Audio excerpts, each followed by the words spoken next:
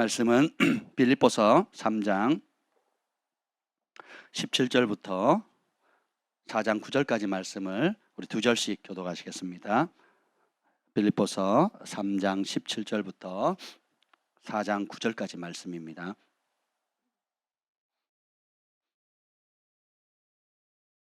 찾으셨습니까?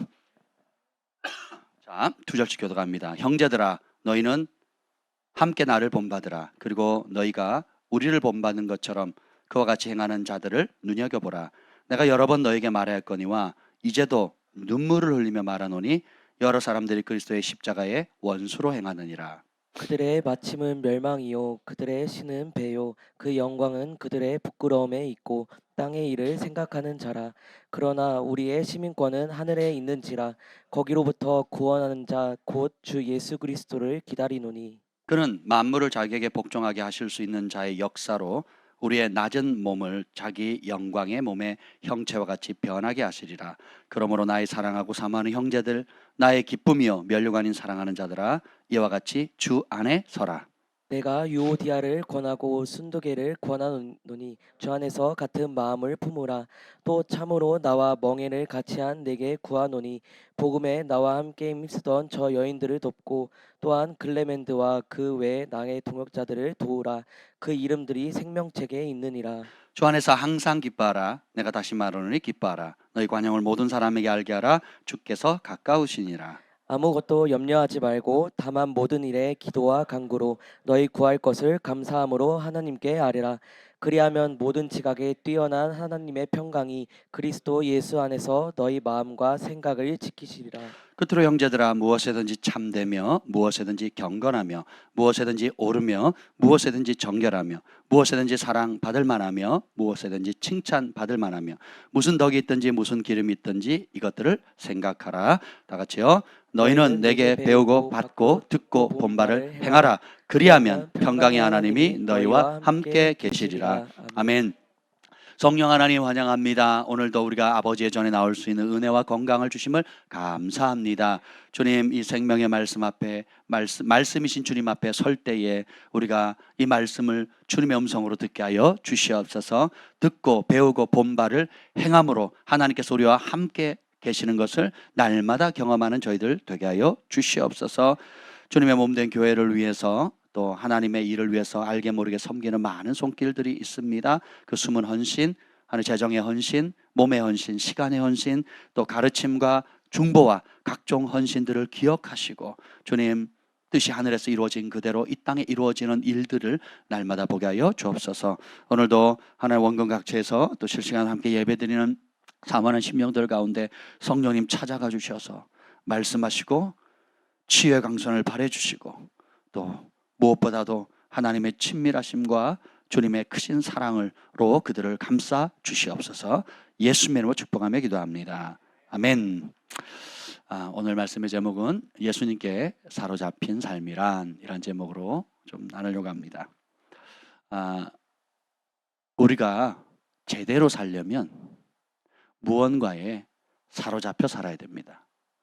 인류에 공헌을 하는 사람들, 또 어떤 발명가든 정치가든 또 교육가든 또 분야는 다 틀려도 제대로 멋지게 사는 사람들을 보면 무언가에 사로잡혀 살거든요. 그 말은 뭐냐면 집중했다는 겁니다. 사람들을 보면 관심이 많이 분산되어 있어서 이것저것 많이 도전하고 그리고 여러 것들을 체험을 합니다. 그런 것은 우리 아이들이 자라면서 배움의 과정으로 다 자연스러운 것이죠. 그런데 이 모드로 평생 살아간다는 것은 불행한 일입니다. 그 말은 무슨 뜻이냐? 내가 인생의 목적을 발견하지 못했다는 거예요. 내가 왜 태어났고 왜 살고 무엇을 위해 살다가 무엇을 위해서 죽을 건지에 대한 분명한 목적을 발견하지 못했기 때문에 그렇거든요. 그런데 나이와 성별과 그 어떤 성장기와 상관없이 무엇에 사로잡혀 살 건지에 대한 분명한 목적을 발견한 사람들이 있어요. 그 사람들은 축복의 통로가 됩니다. 혹은 하나님께로부터 나오지 않은 것에 사로잡히면 온 인류를 파괴하는 사단의 통로가 되기도 합니다.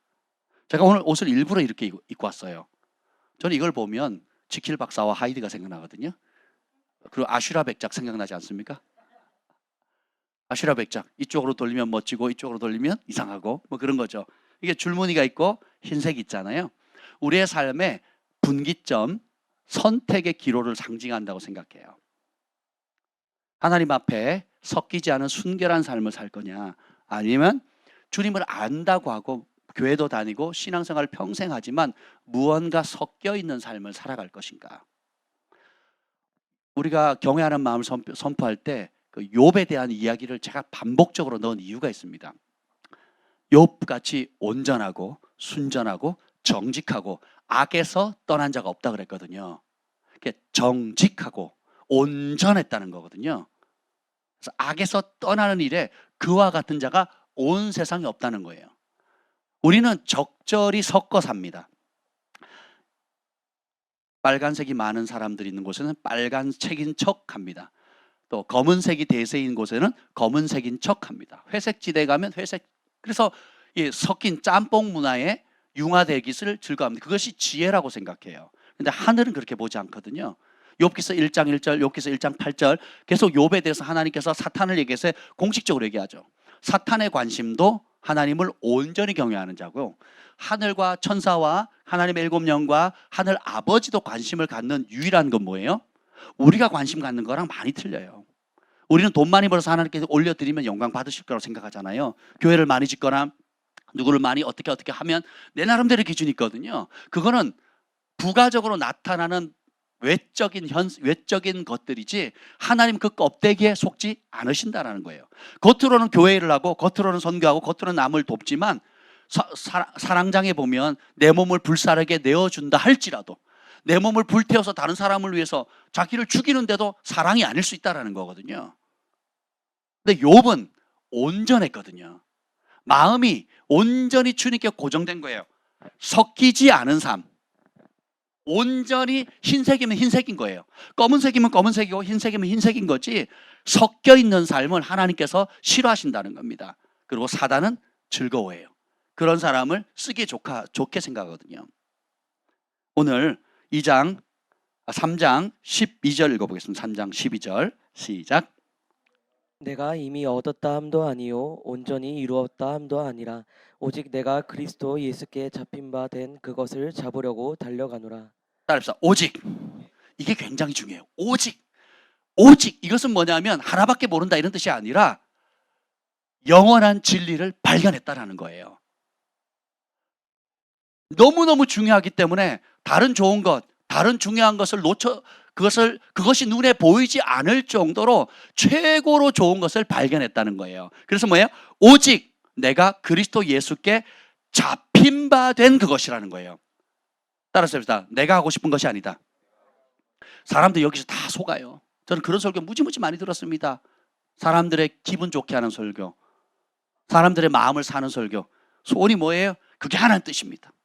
하나님이 소원을 두고 행하신다 그랬잖아요. 소원이 뭐니? 꿈이 뭐니? 그게 하나님 뜻이라니까. 제가 코스타를 하거나 코스타 모이면서 또 여러 이제 복음주의 대회는 여러 가지 하면 의외로 그런 메시지가 많아요.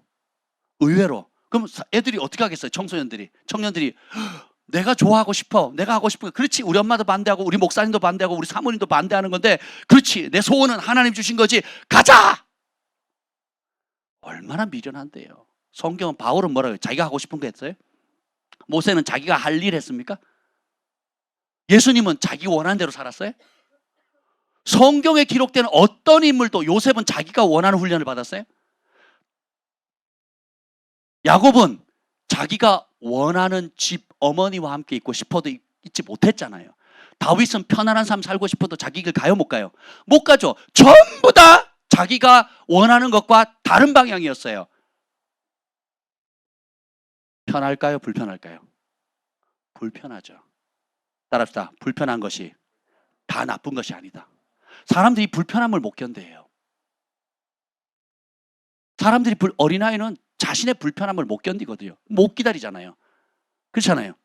그런데 하나님께서 쓰시는 사람들의 성경의 창세부터 마지막까지 보면 내가 원하는 삶, 내가 기뻐하는 삶이 아니에요. 뭡니까? 예수님께 사로 잡힌 바 된 삶이에요.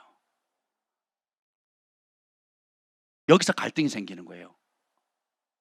여러분이 저를 찾아와서 하는 얘기가 이럽니다.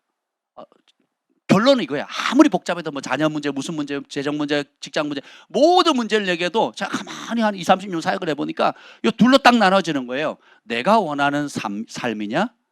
예수님께서 예비하신 그분께 사로잡힌 삶이냐? 이 사이에 끝도 없는 줄다리기를 하는 거예요. 기분 좋으면 좀 따라가줬다가 기분 나쁘면 내 걸로 확 당겨버리는 거예요. 기분 좋으면 교회 일을 좀 하다가 기분 나쁘면 내 걸로 확 당기는 거예요. 기분 좋은 목사님 말씀 듣다가 기분 나쁘면 안 듣는 거예요. 요 줄다리길에서 섞인 삶을 계속 살아가는 겁니다. 신약 성경은 전부 다 불신자를 위해 쓴 게 아니에요. 전부 다 믿는 사람을 위해 쓴 겁니다. 1차 수신자는 예수 믿는 사람들이에요. 이거 얼마나 무서운 말씀입니까? 불신자들을 향해서 쓴 말이 아니잖아요. 예수님을 믿는 사람들을 향한 축복과 예수 믿는 사람들에 대한 경고거든요. 어떻게 살아갈 건지에 대해서. 바울은 예수 그리스도께 사로잡힌 바 된 그것을 잡으려고 천천히 걸어간 게 아니에요. 어떻게 합니까? 달려갔거든요. 거기만 달려간 게 아니에요. 14절 봅시다. 14절 시작. 표대를 향하여 그리스도 예수 안에서 하나님이 위에서 부르신 부름의 상을 위하여 달려가노라. 부르신 상을 보고 어떻게 해요? 뭐 한다고요? 달려간다. 이걸 NLT 성경을 뭐라고 번역했냐면 힘쓰고 애써서 노력한다고 표현하거든요. 그 말은 뭐냐면 우리 탁구 선수들이 지금 세계 대회 다 결승전이 복합 올라갔다는 얘기를 들었습니다. 중국의 벽을 지금 마지막 앞두고 있는데 그 파란을 일으키고 있잖아요. 그죠? 엄청난 일들을 지금 탁구 선수들이 하고 있습니다. 대한민국에. 그러면 그 사람들이 또 어떤 사람은 뭐 복식조 보니까 중국 사람인데 한국으로 귀화해서 한국 이름을 가지고 복식조를 열어가지고 지금 결승전에 올라갔다는 얘기를 들었습니다. 저는 곰곰이 생각했어요. 근데 이 사람은 자신이 한국인이라고 생각해요. 근데 우리 찐 한국인들은 그 중국에서 귀화한 그 사람을 보면 뭘로 보겠어요? 자기 나라를 버리고 한국에 왔어요. 그 이유가 뭐예요? 대한민국을 사랑해서, 남북 통일을 위해서, 아니면 이 대한민국에 이바지하기 위해서. 그렇습니까? 왜 왔습니까? 왜 귀화했죠? 탁구 때문에. 탁구에서 뭐 하게? 금메달 한번 따볼래요. 탁구인들의 꿈은 세계대회에서 수상하는 거거든요. 올림픽이 아니에요. 올림픽보다 더 센 게 세계대회거든요. 그 세계대회 자국민들, 중국에서는 기회도 안 주어지고 여건이 안 되니까 상대적으로 기회가 있는 나라가 어느 나라에? 한국의 기술력이나 또 자기를 밀어준 모종의 거래가 있었겠죠. 실력도 되고 하니까, 잠재력도 있으니까 왔단 말이죠. 그래서 이 사람 이름 제가 잘 기억 못 하겠는데 원띵 한 거예요. 자기 인생은 오로지 탁구에 목숨을 건 거예요. 할렐루야. 그러니까 뭔가 이루잖아요. 완전히 그 예상 밖의 결과를 지금 내고 있거든요. 그러니까 세계가 좀 주목하는 그런 상황이 된 겁니다. 여러분, 좋든 나쁘든 무언가를 제대로 살려면, 제대로 이루려면 원띵 하셔야 돼요. 썩어질 것, 혹은 잠깐의 영광을 위해서, 혹은 개인의 명예를 위해서라도, 혹은 자신의 꿈을 위해서라도 원띵 하거든요. 그래서 그 일을 위해서 대강대강 하지 않아요. 어떻게 해요? 달려가거든요. 힘쓰거든요. 집중하거든요. 바울이 그것을 발견했고 다윗도 그것을 시편 27편 4절에 보면 내가 여호와께 청하였던 단 한 가지. 그게 뭐예요? 하나님의 집에 가면서 하나님과 교제하는 거예요. 왕이 되는 것도 아니고 지경을 넓히는 것도 아니고 자신의 이름을 떨치는 것도 아니에요. 내가 원하는 한 가지. 그래서 24시간 다윗의 장막을 만들어 놓고 하나님께 종일종일 예배하고 주님의 임재를 사모하고 그 시편의 상당수가 다윗이 환상 가운데 하나님께서 보여주신 많은 것들을 기록한 거잖아요. 그래서 예수님이 다윗을 뭐라고 칭합니까? 선지자라 그런 거거든요.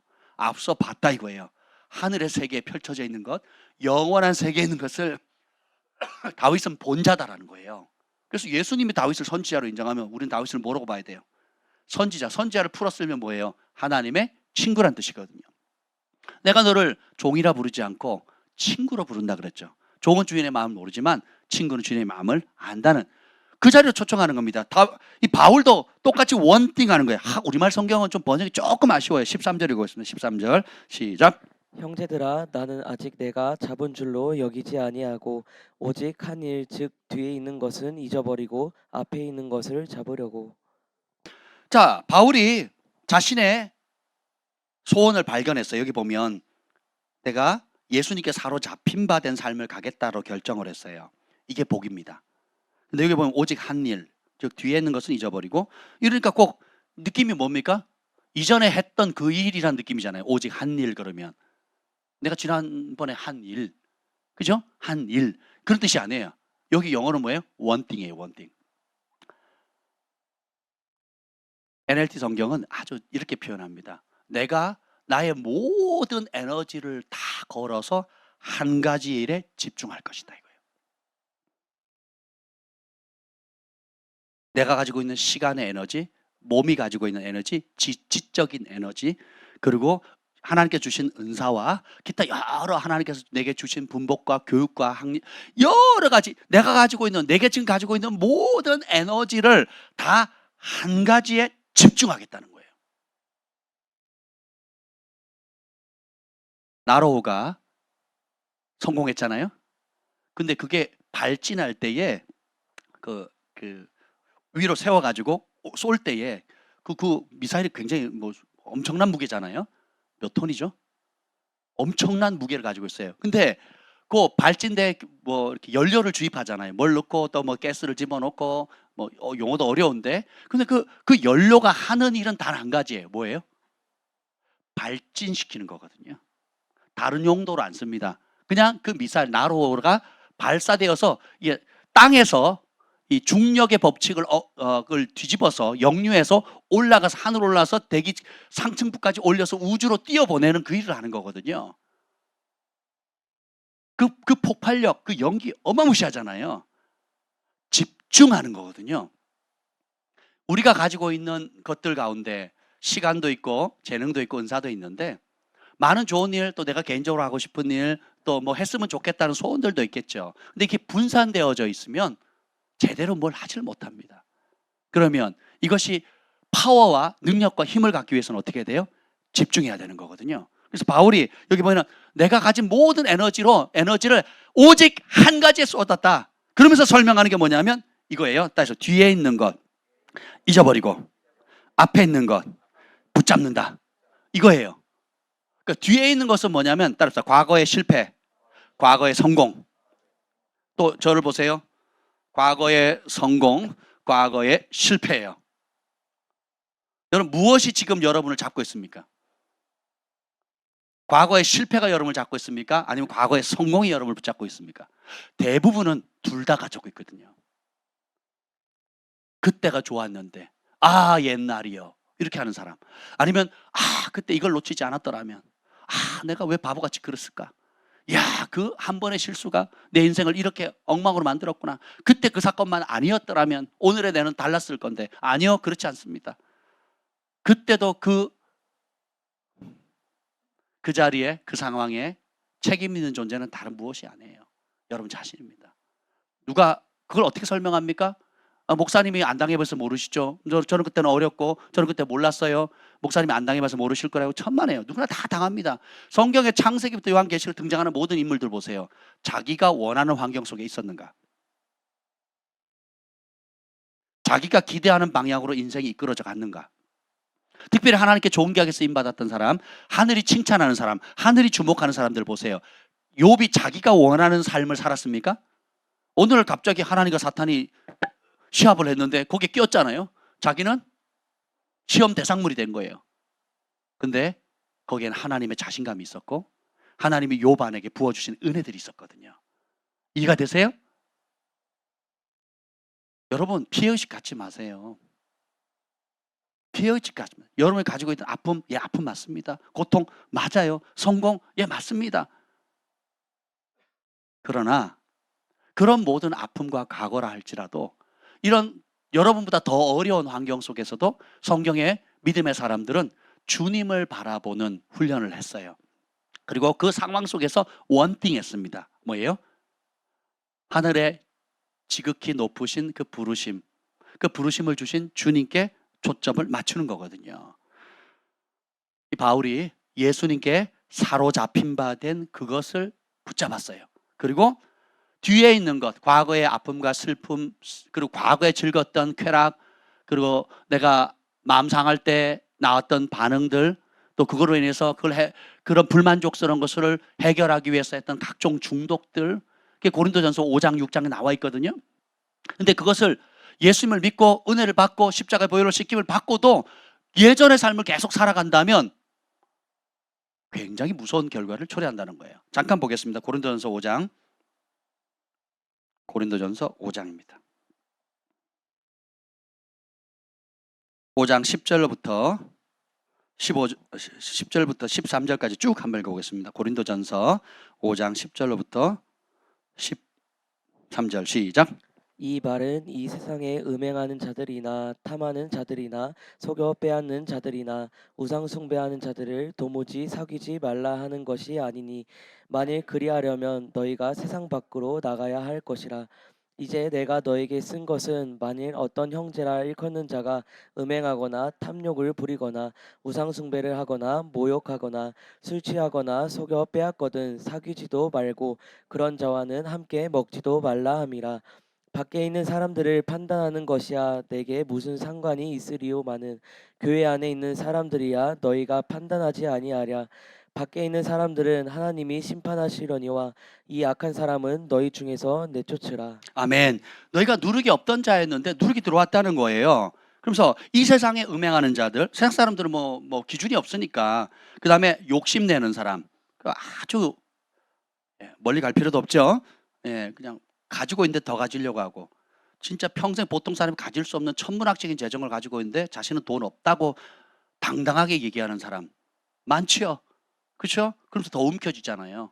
그리고 대기업들이 그 유산 문제 놓고 싸우는 거, 또 부부가 분쟁하는 거 한번 보세요. 우리 서민들 사고에서는 있을 수 없는 일이거든요. 그러니까 그 욕심은, 탐심은 끝도 없어요. 그리고 그것을 얻기 위해서 속여 빼앗잖아요. 거짓말을 쉽게 생각하거든요. 세상 사람들은 그래요. 그리고 우리가 주님을 알기 전에 그랬잖아요. 그리고 우상숭배는 뭐예요? 누가 주인이냐 하는 문제거든요. 그러니까 내가 주인이니까 내 소원을 이루어줄 대상을 찾는 거예요. 그것이 사람이든 영적인 존재건 뭐 학식이건 권력이건 어떤 형태든, 내 마음에 내가 소원하는 바를 들어줄 누군가를 찾고 있는 거. 그거 만드는 거예요. 그래서 우상은 각자 만드는 거예요. 그래서 뭐 전에는 그랬으니까 어쩔 수 없어요. 이게 과거의 일이거든요. 근데 문제는 뭐냐면 11절에 어떤 형제라 일컫는 자, 이미 예수님의 십자가 은혜를 알고 교회하고 직분도 없고 또 신앙생활을 잘 하는 사람 가운데 음행, 탐욕 부리거나 우상숭배하거나 모욕한다는 거, 욕한다는 거거든요. 입이 더러운 사람. 이 원어가 그런 거예요. 욕쟁이에요, 욕쟁이. 입이 더러운 사람, 입이 거친 사람, 무례한 사람이거든요. 다윗이 오죽했으면 하나님 내 입술에 파수꾼을 세워달라 그랬거든요. 그리고 영원한 길로 인도하라 그래요. 왜요? 입 때문에 영원한 멸망을 이룰 거냐, 영원한 생명을 이루고 갈 거냐가 뭘로 결정이 돼요? 입이에요. 입. 죽고 사는 권세가 혀의 권세에 달려있다 그래요. 그래서 여러분, 성령의 9가지 모든 열매가 감정과 연결돼 있다 그랬잖아요. 그렇죠? 그래서 여러분들이 만일 형제라고 혹은 자매라고 일컫는 자가 입이 더럽다, 심각한 상황이에요. 내가 화날 만했으니까 화냈지, 뭐 아들이 딸이 잘못했으니까 그랬지, 뭐 남편이 아내가 뭐 자식이 뭐 이랬으니까 그랬지, 다 이유가 있죠. 이유 없이 화내는 사람 있겠습니까? 나름의 이유가 있죠. 근데 그 이유는, 분노는 바깥에 있는 게 아니라 분노는 우리 내면에 있는 거거든요. 하나님께 심판을 맡기지 못하는 거예요. 하나님을 신뢰하지 못하기 때문에 내가 판단하고 내가 정죄하고 내가 옳다는 거고, 그래서 내가 내 성질을 못 이기니까 어떻게 해요? 그 화살을 다른 사람에게 쏟아내는 거거든요. 그래서 분내지 말라 그러거든요. 분을 내도 해지기 전에 풀라 그러죠. 왜냐하면 성내는 사람 하나님 뜻을 이룰 수가 있다 없다? 없대요. 왜냐하면 감정이 이미 사단에게 묶인 바 되어서 사단이 꼬봉이 되는 거예요. 사단이 마음껏 조종할 수 있는 거예요. 그때는 말씀도 필요 없고 목사님도 필요 없고 교회도 필요 없고 아무 필요 없어요. 내 마음 상하면 끝. 그렇지 않습니까? 삐지면 끝난 거예요. 그렇죠? 그래서 그렇게 하지 말라. 속여 빼앗거든. 이 빼앗는다는 것은 자기 욕심이거든요. 공급자가 하나님이라는 것, 신뢰가 무너진 상태예요. 그러니까 집착하는 거거든요. 그래서 거짓말을 쉽게 생각합니다. 제가 나중에 기회 있을 때 꼭 다루고 싶은데요. 욥의 축복 중에 하나가 정직하다라는 거거든요. 정직하다 그래요. 그리고 예수 믿게 되면 그것이 누룩이라는 거, 전염성 있고 그것이 우리를 멸망의 길로 인다는 걸 성령께서 알려줘요. 그래서 어떻게 해요? 정직하게 되거든요. 그리고 정직하지 않았을 때 성령께서 찔림을 줘요. 그래서 빨리 회개하게 만들거든요. 여기 보면 고린도전서 5장 8절 읽어봅시다. 7절 8절 시작. 너희는 누룩 없는 자인데 새 덩어리가 되기 위하여 묵은 누룩을 내버리라. 우리의 유월절 양 곧 그리스도께서 희생되셨느니라. 예수님께서 희생되신 목적이 누룩, 옛날 세상의 그 짐승의 본성, 그 누룩을 제거하기 위해서 오셨어요. 8절. 이러므로 우리가 명절을 지키되 묵은 누룩으로도 말고 악하고 악의에 찬 누룩으로도 말고 누룩이 없이 오직 순전함과 진실함의 떡으로 하자. 이 명절은 절기인데 하나님을 경외하는 절기잖아요. 하나님의 타이밍, 하나님을 만나는 시간이거든요. 그때 나아갈 때 어떻게 해요? 악하고 악에 찬 누룩으로 하지 말고 오직 순전함과 뭘로요? 진실함이에요. 마귀가 온갖 나쁜 짓을 하는데 성경은 마귀를 그냥 삐리리의 아비 이렇게 표현합니다. 뭐죠? 거짓의 아비거든요. 우리 그리스도인들이 거짓말하는 것은 누굴 쫓아가는 거예요? 진리의 아버지를 떨쳐버리고 거짓의 아비를 쫓아가는데 자기가 거기에 꼬봉되는지를 모르는 거예요. 이익을 위해서 혹은 눈앞에 있는 무언가에 대한 두려움 때문에 혹은 자기 욕심 때문에 거짓을 행한다는 것은 어떻게 돼요? 그래서 요한계시록 21장에 보면 두려워하는 자, 믿지 아니하는 자, 간음하는 자, 또 여러 가지 이런 자는 불못에 던져진다 그랬거든요. 그 마지막이 뭔지 아세요? 거짓말하는 자예요. 거짓말하는 자. 거짓말은 두려움과 욕심 때문이거든요. 그 대상이 두려운 거예요. 혹은 내가 취하고 싶은 거예요. 수단과 방법을 가리지 않고 내가 원하는 욕심을 이루고자 하는 거거든요. 근데 우리 형제라는 사람이 이렇게 하면 어떻게 된다고요?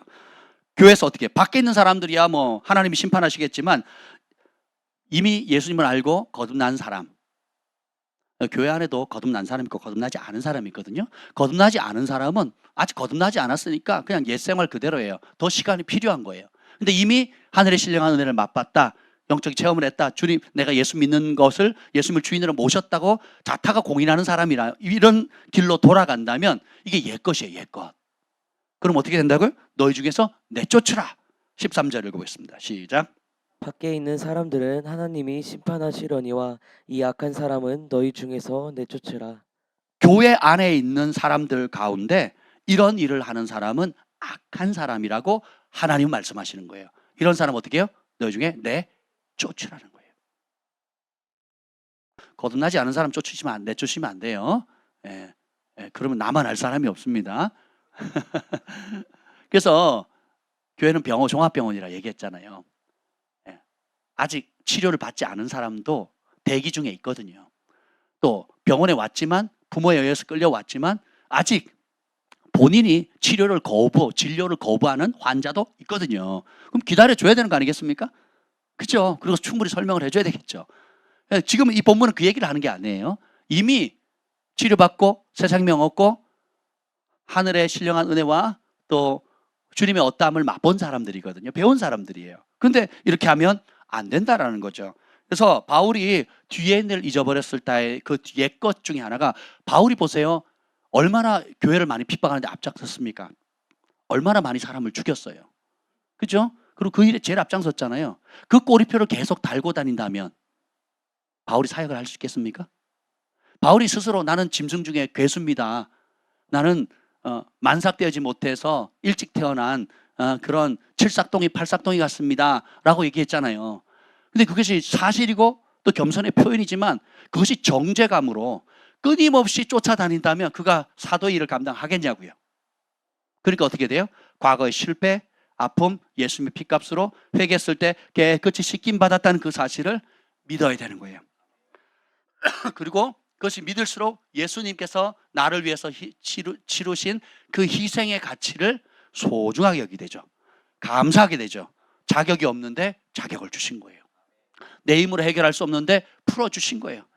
그 죄를 내가 어떤 비누로도 어떤 샴푸로도 지울 수 없는데 주님께서 어떻게 해요? 피값으로 지워주신 은혜 감사하게 되는 거예요. 아멘. 근데 보세요. 여기 보면 6장 고린도전서 6장 8절부터 10절까지 읽어봅시다. 8절부터 10절 시작. 너희는 불의를 행하고 속이는구나. 그는 너희 형제로다. 불의한 자가 하나님의 나라를 유업으로 받지 못할 줄을 알지 못하느냐. 미혹을 받지 말라. 음행하는 자나 우상 숭배하는 자나 간음하는 자나 탐색하는 자나 남색하는 자나 도적이나 탐욕을 부리는 자나 술 취하는 자나 모욕하는 자나 속여 빼앗는 자들은 하나님의 나라를 유업으로 받지 못하리라. 아멘. 여기 보면 너희는 불의를 행하고 속인다. 여기 너희는 믿는 사람이 안 믿는 사람이에요. 교회 안에 있는 사람들이거든요. 근데 그 속이는 대상이 또 누굴 속여요? 교회 밖에 있는 대상이 아니라 교회 안에 있는 사람을 속인다라는 거예요. 뭐 때문에? 이익을 위해서. 미국이나 캐나다에 이민을 하거나 유학을 가거나 거기서 생활을 하면요, 전부 다 교회 안에서 사기칩니다. 저희 교회에 그 집사님 부부가 있었는데 밴쿠버에 소문났어요. 사기꾼이라고. 담임 목사님도 설레설레 했어요. 교회를 엄청 열심히 합니다. 방언 제일 크게 합니다. 엄청 방언 기도 세게 합니다. 혼자 기도하는 게 무슨 전 교인이 다 하는 것보다 더 크게 해요. 그리고 열정도 대단해요. 근데 이 말씀을 모르는 거예요. 속여 빼앗는 자는 결단코 하나님 나라에 들어갈 수도 없고 하나님 나라를 유업으로 받을 수 없다는 그 사실을 모르는 거예요. 근데 뭐예요? 남의 피 빨아가지고 남의 재산 갈취해서 내가 안락함을 누리고 내 자식 공부시키고 내 사업하는데 미천 삼는 거를 전혀 두려워하지 않습니다. 네, 야, 교회마다 이런 사람이 널브러져 있는 거예요. 그래서 제가 요즘은 잘 강조 안 하지만 여러분들 성도 간에 물질 거래 못하게 하잖아요. 그렇죠? 돈 빌리고 돈 받지 못하도록 합니다. 네. 돈 빌려달라고 하는 사람은 무조건 저희에게, 사역자들에게 혹은 셀리더들에게 보고하셔야 됩니다. 성도들 간에 돈 거래하는 거 아니에요.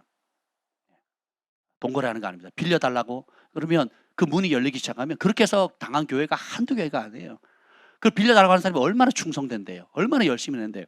사기꾼들이 더 착한 거 아시죠? 목적을 이루기 위해서. 그렇단 말이에요.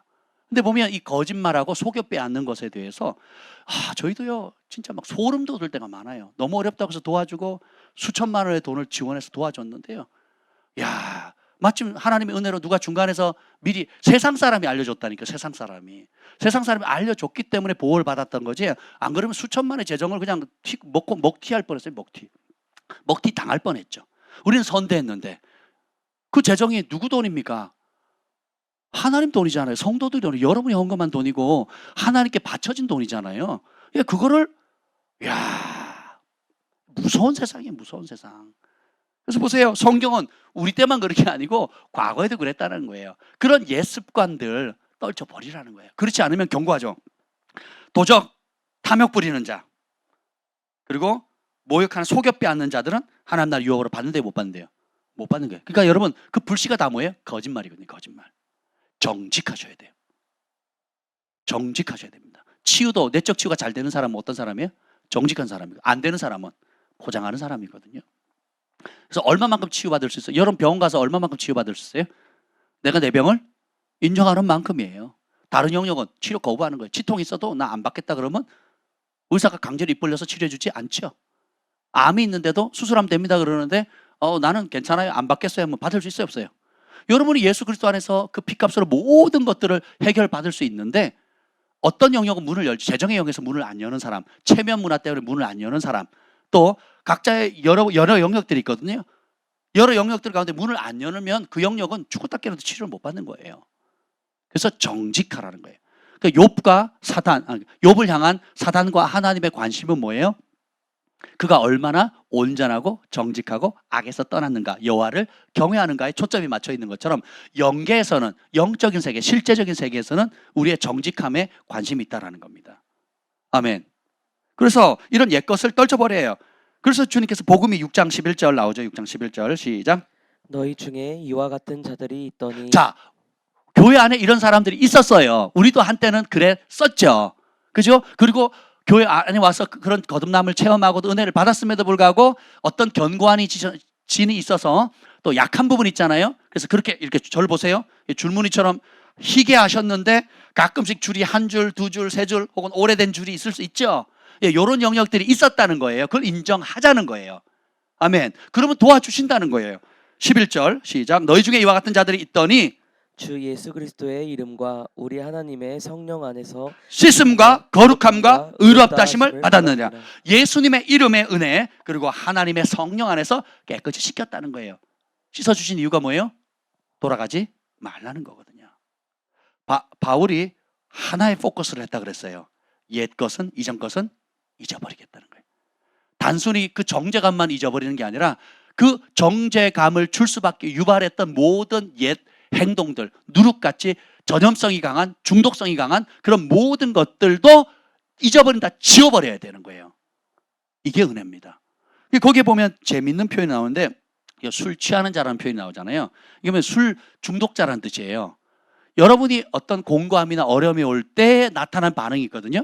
우리 김 목사님 어떻게 합니까? 쪼르륵 하나님 전에 와가지고 그 사안에 따라서 기도하는 분량이나 깊이가 다르거든요. 한나처럼 기도하거든요. 그러니까 무릎으로 모든 문제를 해결하려고 하는 사람이 있어요. 모세처럼, 엘리야처럼, 바울처럼, 예수님처럼.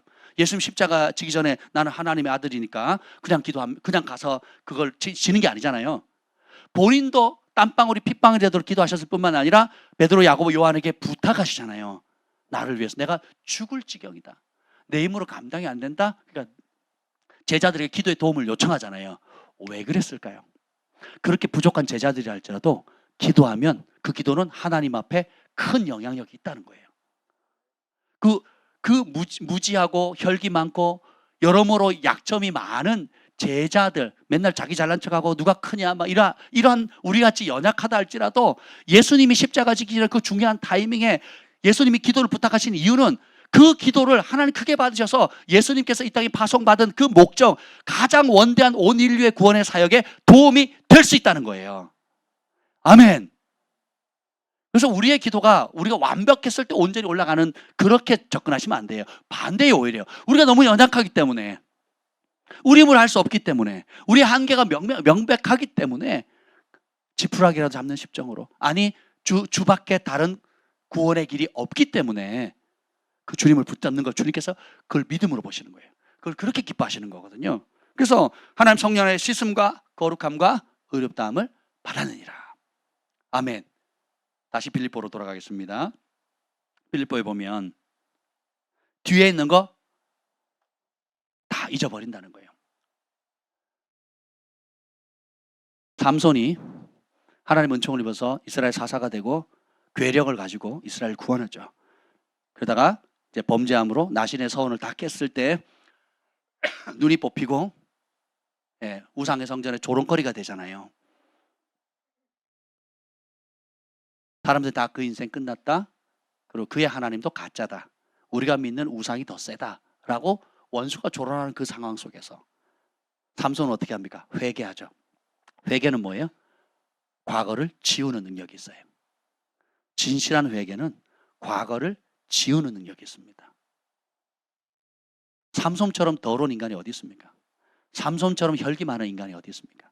삼손처럼 지멋대로 구는 인간이 어디 있어요? 제가 봤을 때는 여기 삼손보다 못한 인간은 하나도 없습니다. 네. 삼손이 나빠요? 여러분이 나빠요? 네, 삼손이 나빠요. 아멘. 제대로 듣는 사람 한 분밖에 없네. 삼손이 나빠요. 그게 사람이에요. 사람이 할 짓이냐고요. 여러분 삼손이 오늘 여러분 담임 목사님이라 그러면 여러분 어떻게 하시겠어요? 교회 옮기죠 바로. 교회 옮기지 않을 거예요? 네? 안 옮겨요? 충성된 분들이라 변화될 줄 믿습니다 그러고 뭐 그러시겠어요? 근데 보세요. 하나님 쓰시잖아요. 왜요? 알파와 오메가죠. 처음부터 끝. 껍데기를 보지만 우리는 껍데기를 보지만 하나님은 중심을 보시거든요. 모태로부터 구별하셨잖아요. 그리고 그 성공만 알 뿐만 아니라 실패도 아시거든요. 강점뿐만 아니라 우리의 약점도 단점도 다 아시거든요. 그래서 도우실 수 있는 분이에요. 알아야 돕죠. 그렇잖아요? 그래서 삼손은 그런 상황에서 그런 처참 눈이 뽑히고 절망하는 상황, 보통 사람 같으면 자결하거나 인생을 포기할 텐데 이 삼손은 그때 비로소 이 땅에 하나님이 파송하신 그 원래의 목적을 발견할 수 있는 그 중심이 하나님께로 돌이킬 거라는 것을 누가 아세요? 하나님이 아시죠. 그래서 그때까지 기다리시는 거예요. 그리고 스스로 깨닫고 돌이키니까 그 과거는 지워져요. 그리고 앞에 놓여 있는 그 한 사건, 삼손이 얘기했던 수많은 기적적인 사건이 있는데 성경은 그걸 기록하지 않아요. 그것에 초점이 있지 않아요. 무슨 사건? 마지막에 그가 과거의 일을 회개로 말미암아 지워버리고 오늘이라는 시점에 지금의 하나님, 현실은 가장 비참하고 무기력하고 무능력하고 예전과 같지 않은 거예요. 예전같이 권력이 있지도 않고 예전과 같이 돈 있지도 않고 예전과 같이 가족도 있지 않아요. 유일하게 혼자, 누구도 도울 수 없는, 부모도 아내도 누구도 도울 수 없는 처참한 그 상황 가운데 누굴 바라봐요? 앞에 놓여 있는 그 일을 바라보는 거예요. 주님을 바라보는 겁니다. 그 이후 사건 여러분 아시잖아요. 그가 한 번에 영광 돌린 게 그 인생을 역전시키거든요. 이게 중심을 바라보시는 하나님이 무엇을 가치 있게 보느냐 하는 것을 보여주는 거예요. 우리는 시간이나 뭐 나타나는 이런저런 것들을 바라보지만 하나님 관심은 오로지 본심에 관심이에요. 우리의 양심과 본심에 관심이 있거든요. 그러니까 거짓말하면 안 돼요. 그게 오염되거든요. 그렇지 않습니까? 그래서 이런 문제가 터질 때 포기하거나 절망하거나 술 취함으로 빠지는 것이 아니라 어떻게 해요? 각종 중독에 빠지는 것이 아니라 뭐예요? 주님을 찾는 거예요. 그래서 성령에 취하는 삶, 성령께 사로잡힌 삶. 예수님께 사로잡힌다는 삶은 바로 한 가지 부르심에 사로잡힌다는 뜻이고 그 한 가지의 부르심은 뭐예요? 하늘의 부르심에 사로잡힌 삶이에요. 빌립보서 다시 돌아가겠습니다. 3장 14절이에요. 14절 시작. 표대를 향하여 그리스도 예수 안에서 하나님이 위에서 부르신 부름의 상을 위하여 달려가노라. 예수님께 사로잡힌 삶이란 예수님의 가치를 발견한 삶이에요. 예수님을 발견해 보니까 내 마음대로 살아서 안 되는구나. 사로잡혀 살아야 되는구나. 내가 부르심을 결정하는 게 아니구나. 부르심을 받는 거구나. 소명을 내가 결정하는 게, 꿈과 소명은 내가 결정하는 게 아니에요. 받는 거예요. 바울이 이 예수님을 만나고부터 어떤 걸 하냐면 소원을 확정합니다. 예수님께 사로잡힌 삶이란 내 소원이 이제는 분명해져요. 확정되어집니다. 전에는 나를 위해서 예수님이 존재하셔야 돼요. 그리고 그렇게 기도하고 그렇게 살았고 그렇게 신앙생활을 했어요. 근데 예수님의 가치를 발견하고 또 부르심의 상이 무엇인지를 알게 되는 순간 나를 위해 예수님이 존재하는 것이 아니라 예수님을 위해 내가 존재하는 삶이에요. 그것이 좀 더 깊어지면 나와 예수님이 하나가 되는 삶이에요. 오늘 많은 분들이 잘못 인용하는 성경 구절 중에 하나인 빌립보서 2장 13절 봅시다. 2장 13절. 두렵고 떨림으로 구원을 이루라 하는 무서운 말씀 다음에 이 구절이 나오는 거예요. 13절. 너희 안에서 행하시는 이는 하나님이시니 자기의 기쁘신 뜻을 위하여 너에게 소원을 두고 행하게 하시나니. 자, 여기 자기의 기쁘신 뜻의 그 자기는 나예요, 하나님이에요.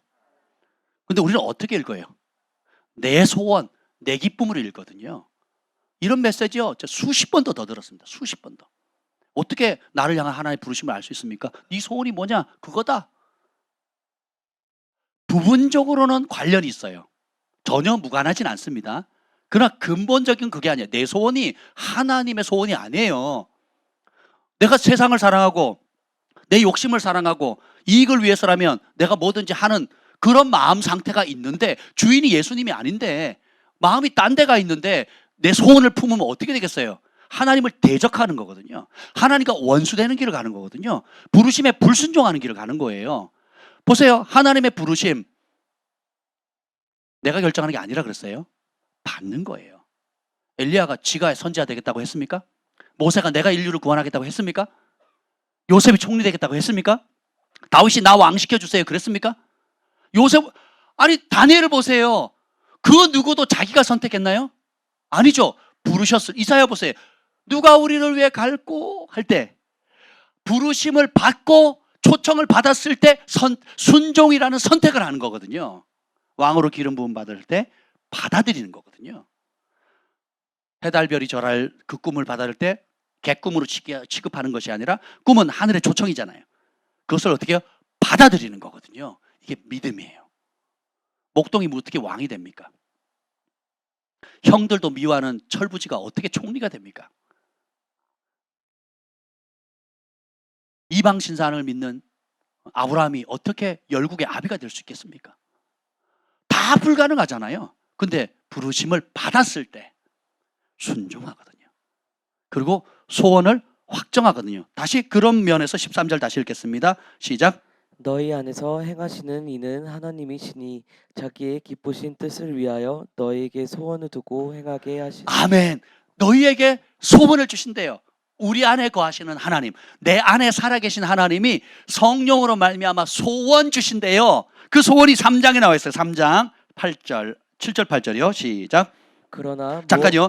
6절에 보면 열심으로 교회를 핍박하고 과거를 얘기하잖아요. 옛것. 바울이 사울이었을 때 어떻게 살았는지에 대한 옛 삶을 얘기하잖아요. 그랬던 내가 내 안에 역사하시는 하나님께서 성령으로 말미암아 소원을 주시잖아요. 그 소원이 뭔가를 봅시다. 7절 8절 시작. 그러나 무엇이든지 내게 유익하던 것을 내가 그리스도를 위하여 다 해로 여기는 아멘. 더러. 전에는 나를 위해서예요. 자기를 위해서요. 내 뜻을 위해, 내 욕심을 위해서예요. 이제는 뭐예요? 나를 위한 삶에서 그리스도를 위한 삶으로 바뀌어버려요. 8절 그 다음. 또한 모든 것을 해로 여김은 내 주 그리스도 예수를 아는 지식이 가장 고상하기 때문이라. 내가 그를 위하여 모든 것을 잃어버리고 배설물로 여김은 아멘. 그리스도를 얻고. 진짜 좋은 걸 발견하니까 이전에 좋았던 것이 좋게 안 보이는 거예요. 칼라 TV 나오니까 흑백 TV 안 보잖아요. 그죠? 2G, 3G 폰 쓰다가 5G 뭐 이렇게 나오니까, 스마트폰 나오니까 옛날 거 거의 안 쓰잖아요. 그 스마트폰은 은행 뱅킹도 되고 뭐 유튜브도 되고 인터넷도 되고 뭐 못하는 게 없잖아요. 그 정부 24에서 나오는 모든 그런 온갖 것들이 다 또 다른 7대륙, 6대륙이 아니라 5대양 6대륙이 아니라 7대륙인 세계가 그 안에 들어가 있죠. 그걸 맛보니까 옛 것을 써요, 못 써요? 못 쓰게 되는 거죠. 우리가 전에 쓰던 게 나쁜 게 아니었어요. 나름 좋았어요. 근데 최고로 좋은 거, 진짜 좋은 걸 발견하니까 바울이 어떻게 해요? 배설물로 여기는 거예요. 따라합시다. 버려야 채워진다. 옛 것 붙들고 거기다 새 것을 끼워 맞추면 짬뽕 되는 거예요. 우리 그리스도인들은 짬뽕 먹으면 안 된다 그랬어요. 짬뽕 신앙 안 됩니다. 여기 보세요. 오른쪽 짬뽕이죠. 짬뽕 보이세요 여기? 짬뽕 보이시죠? 흰 거, 검은 거, 흰 거, 검은 거, 얼룩달룩. 짬뽕 보시죠. 이렇게 살면 안 돼요. 왼쪽 보세요. 순결하게, 정직하게. 지킬 박사와 하이디를 생각하시고 아슈라 백작을 생각하세요. 이렇게 됐다가 여러분 그렇게 하시면 안 됩니다. 그래서 바울은 어떻게 해요? 성령께서 주시는 진짜 소원을 발견해요. 전에는 교회 다니는 게 뭔 의미가 있어? 저도 예수 거듭나기 전에는 교회 다니는 남자애들 보면요 다 비리비리해요. 남자애 같지 않고 여성스러워요. 여자애들하고 잘 어울리고요. 남자애들은 끼지도 못한 애들, 그런 애들이 교회를 다 다니더라고요. 저희 시골에서는 그랬어요. 그러니까 저런 비리비리한 것들, 제가 남자야 여자야 치마만 두르면 딱이겠네, 그런 선입견을 가졌었거든요. 그런데 주님을 만나고 나니까 오늘 찬양 불렀던 것처럼 주 밖에 나의 마음을 뉘하라지리요. 상처나지에 주와 같은 분이 없는 거예요. 우리 주님 같이 선하시고 위대하시고 영광 받으시고 내 인생을 걸만한 유일한 분, 내 삶, 내 인생, 내 가족, 내 가정, 내 직업, 내 남은 여생을 걸 수 있는 유일한 분, 그 가치를 발견하는 거예요. 내 안에 계신 하나님과 그분의 영이 깨닫게 하시거든요. 그러면 소원이 바뀌어요. 전에 있던 것은 과감하게 배설물처럼 떨쳐버리고 새로운 소원, 아니 영원한 소원, 분명한 소원을 확정 짓는 거예요. 딱 정해버리는 겁니다. 다른 게 이제 보여요, 안 보여요? 그 결정체가 우리 주 예수 그리스도 아는 지식이 가장 고생해요. 지식을 얻는 이유가 뭐예요? 예수님을 얻기 위해서. 근데 보면 예수님을 얻는다고 안 하고 무엇을 얻는다고 얘기해요? 그리스도를 얻는다 그랬죠. 예수님은 죄에서 나를 구원해 줄 구원자라는 뜻이에요. 혜택을 주는 분이에요, 나에게. 근데 예수라고 말하지 않고 그리스도를 얻는다는 거예요. 그리스도는 기름 부음 받은 왕이잖아요. 성경에 제일 많이 하나님을 지칭하는 표현이 뭡니까? 주이거든, 주. 주인이시라는 거예요. 왕이시라. 만군의 주 여호와, 그래서 마지막에 계시록에 보면 예수님 오실 때 그 허벅다리에 뭐라고 적혔습니까? 만왕의 왕, 만주의 주거든. 똑같은 표현이에요. 만왕들의 왕, 만주들의 주예요. 그 예수님은 처음부터, 하나님 처음부터 우리를 지으신 너의 창조자, 우리를 지으신 분이잖아요. 그렇게 마땅히 우리의 주인이시죠. 우리가 동의하든 동의하지 않든 마땅하신 거예요. 지었으니까. 여러분이 만든 건 뭔가를 만들었다면, 만들었기 때문에 여러분이 그것에 대한 주인 행사를, 주권을 가지고 있는 거죠. 하나님 온 천지 만물을 지으셨으니까 천지 만물의 주인이시고 우리를 지으셨기 때문에 우리의 주인이신 거예요. 그래서 주인을 주인이라고 부르지 그럼 뭐라고 불러요? 근데 우리는 그렇게 대하지 않죠. 종으로 대하거든요. 근데 깨달으면 어떻게 돼요? 바뀌어집니다. 소원이 바뀌어요. 그래서 그리스도를 얻는 거예요. 왕 대신 예수님을 얻는 겁니다. 그리고 9절. 그 안에서 발견되려 함이니. 아멘. 이제는 어떻게 해요? 전에는 그리스도 밖에 있는 내 모습에 사로잡힌 삶이었어요. 그리스도 밖에 있으면 학벌 따지죠. 외모 따지죠. 그리고 눈에 보이는 환경과 존귀에 처하지만 깨닫지 못함으로 멸망하는 짐승처럼 본능 따라 살았거든요. 여러분 안 믿는 사람들의 이야기를 자세히 들어보세요. 무엇을 추구하고 있고 어떤 대화를 하고 있고 어떤 게 행복이라고 얘기하는지. 짐승입니다. 본능에 아주 충실한 짐승인데 생각할 수 있는 능력을 짐승처럼 쓰는 사람이거든요. 생각할 수 있는 능력을 가진 짐승이라고 보면 되는 거예요. 그리고 고집도 세고 자기 방식대로 삽니다. 그리고 착한 사람들 있죠? 나름 의롭다고 하는 사람들. 누구 기준에? 다 자기 기준이거든요. 그러니까 나쁜 것보다는 좋지만 영원한 것에 비하면 똥과 같다는 거예요. 똥과. 바울이 그걸 발견한 거예요. 배설물로 여기는 겁니다. 그러면 예수님께 사로잡힌 삶이란 부르심에 원띵하는 거예요. 그 한 가지에 초점을 맞추는 거. 그리고 그 부르심대로 어떻게 해요? 상을 위해서 달려가야 돼요. 달려가야 돼요. 그러니까 성경에 에바브로 디모데 보면 어떻게 합니까? 올인 하거든요. 올인한 사람은 성경에 기록됩니다. 그 말은 하늘이 주목한다는 거거든요. 모든 성경은 너희의 유익을 위해서 기록됐다 그랬거든요. 거울 삼으라는 거예요. 본받으라는 거예요. 여러분이 도전받는 인물들이 사울왕이 되면 안 되잖아요. 여러분이 그 발람 선지자를 보면서 부럽다. 야, 나도 예언 잘해가지고 왕들이 찾아와서 대통령이 찾아와가지고 바이든 대통령이나 일본 총리나 중국의 시진핑이 와가지고 예언 한번 해달라고. 아, 싫다 그러면 더 큰 재물을 가져오고 막 강요들 보내고 막 전용 비행기 보내고 이게 막 부럽고 막 침을 막 흘리. 속으로 그럴 수도 있다는 거예요. 그렇지 않겠습니까? 그러지 말라는 거예요. 그러죠. 예. 근데 보세요. 이런 모든 것들 뒤에 잊어버리고 이제는 하늘의 앞에 있는 것. 이 앞에 있는 것은 심플하게 3장 20절이에요. 3장 20절 시작. 그러나 우리의 시민권은 하늘에 있는지라 거기로부터 구원하는 자 곧 주 예수 그리스도를 기다리노니. 앞에 있는 것을 한마디로 말하는 뭐예요? 다시 오실 우리 주 예수 그리스도라는 거예요. 그분을 맞이할 준비를 하는 겁니다. 시선이 거기에 고정되면요, 소망이 생겨요. 시선에서 거기서 벗어나죠. 그럼 처량한 거예요. 처량한 거예요. 왜 나는 남들처럼 이런 것도 못하고 저런 것도 못하나? 왜 나는 남들처럼 변변한 가정도 제대로 한번 못 꾸려보나? 왜 남들처럼 이런 것도 못 누려나? 왜 남들처럼? 기준이 다 뭐예요? 남들처럼이에요. 그럼 비교를 저기 아프리카에 있는 사람들이나 멕시코에 있는 사람들하고 하면 얼마나 좋겠어요?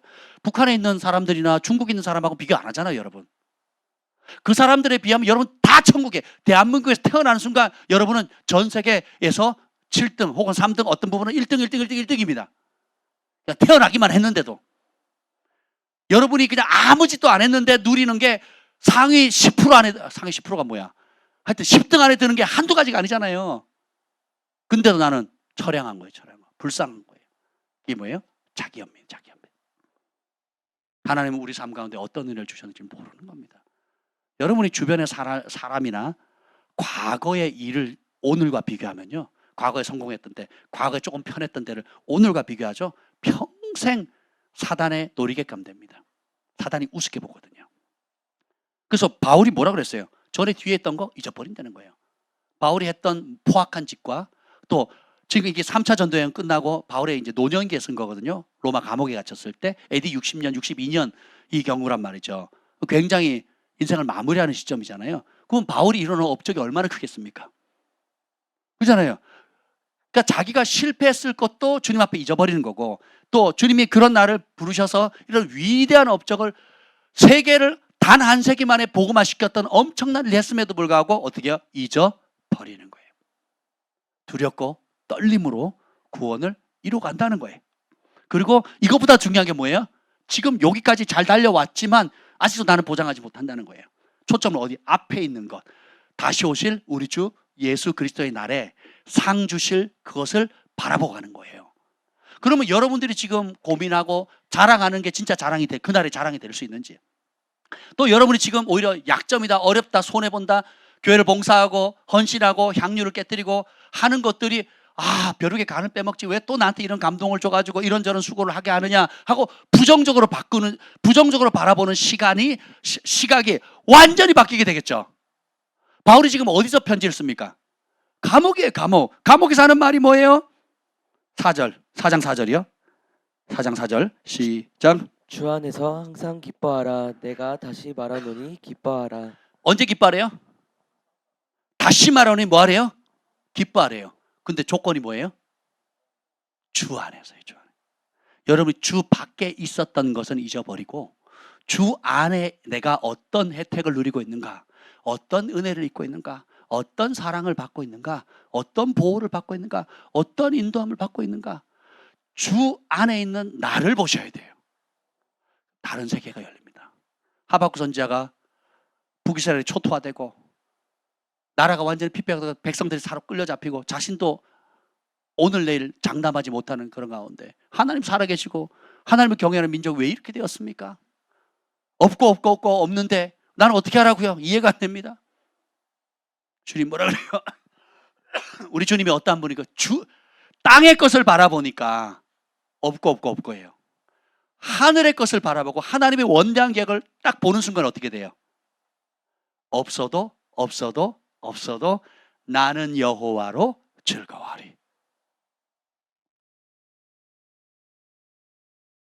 암벽을 타고 다니는 사슴처럼, 노루처럼, 그걸 뭐라 그래요? 암벽 타는 동물을 뭐라 그래요? 그냥 노루, 사슴 다 타는 거 아니잖아요. 사냥처럼. 사냥은 어디를 주로 다녀요? 천적을 피해서 어디로 다녀요? 암벽을 타고 다니거든요. 근데 조짐처럼 가는 게 아니라 뛰어다니거든요. 우리의 인생이 암벽과 같고 떨어지면 천리길이고 즉사하는 그런 상황처럼 보일 수 있어요. 근데 하나님께서 하박국에게 준 계시는 뭐예요? 그런 거 맞다. 사망의 음침한 골짜기 맞다. 그런데 함께 하시는 하나님이 더 크시다. 내 생명은 내가 지키는 게 아니다. 하나님이 붙드시는 것이다. 그리고 내가 사명이 있는 한, 그리고 그 사명에 내가 붙잡고 순종하는 한 주님께서 나를 붙드시고 어둠이 짙은 상황일수록 주님이 나를 통해서 받으실 영광의 빛이 더욱 찬란하다. 이게 믿는 사람의 눈인 거예요. 성경의 모든 기적들 보세요. 배경이 다 뭡니까? 어둠이거든요. 사망의 골짜기거든요. 불가능이거든요. 사람의 지혜 한계 노력으로 안 돼요. 왕이라도 못해요. 온 백성이 다 힘을 모아 안 돼요. 그런 일이 우리 인생에 과거에도 있었고 오늘도 있고 앞으로도 있을 거예요. 근데 해답은 하나예요. 예수님께 사로잡힌 삶, 그분의 부르심에 사로잡힌 삶. 이 가운데 하나님께 부름받지 않은 사람은 한 명도 없습니다. 차이는 하나예요. 그 부르심을 인정하는 사람이냐, 인정하지 않느냐. 그 부르심을 발견했느냐, 발견하지 못했느냐. 그럼 발견한 사람, 인정하는 사람 가운데 달려가는 사람이 있거나 쭈뼛쭈뼛 하는 사람, 아직도 재보는 사람, 아직도 이런저런 자기 생각들, 자기를 위해 살면서 여전히 내가 주님을 위해 살고 있다고 착각하는 사람들. 교회 안에 초대교회가 그랬다면 오늘도 우리가 얼마나 그것에 대해서 깨어서 주의해야 되지 않겠습니까? 그래서 그리스도의 몸된 교회를 주고 열매로 검증되는 거예요. 지도자의 가르침과 성도들의 축복과 서로를 향한 격려와 중보기도를 통해서 앞서 달려가는 사람들을 통해서 배우잖아요. 앞서 섬기고 그 일에 원띵하는 사람들이 있거든요. 중보에 원띵하는 사람, 헌신에 원띵하는 사람, 가르침에 원띵하는 사람, 선교에 원띵하는 사람, 각자 부르시면 다 예배에 원띵하는 사람, 부재사역에 원띵하는 사람, 각 분야의 자기 부르심을 발견해서 예수 그리스도 주님이 다시 오실 때 상 주신 그걸 바라보고 도르가 다비다처럼 속옷과 겉옷을 지으면서 다른 사람을 위해서 밤낮으로 일하다가 몸이 약해서 병들어 죽었는데 과부들이 찾아와서 베드로를 통해서 살려내라고 하니까 하늘이 감동하고 죽음도 그를 묶어두지 못할 정도로 원띵하는 거거든요. 발견하셨습니까? 근데 그걸 하려면 옛 것을 버려야 돼요. 옛 생각, 옛 사고방식, 과거의 아픔, 과거의 실수, 과거의 성공, 그때가 좋았더라 하는 이걸 지워버려야 돼요. 따라서 오늘이 최고의 날이다. 내일도 아니에요. 오늘이에요. 지금이에요. 그래서 어떻게 해요? 그걸 알면 항상 기뻐할 수 있게. 주 안에 있는 나를 발견하면 기쁨이 와요. 근데 이 주 안이라는 시선을 벗어나는 순간 아무리 좋은 집, 아무리 좋은 차, 아무리 좋은 것을 그때뿐이에요. 그때. 새 차 사면 그때뿐입니다. 새 집 사면 그때뿐이에요.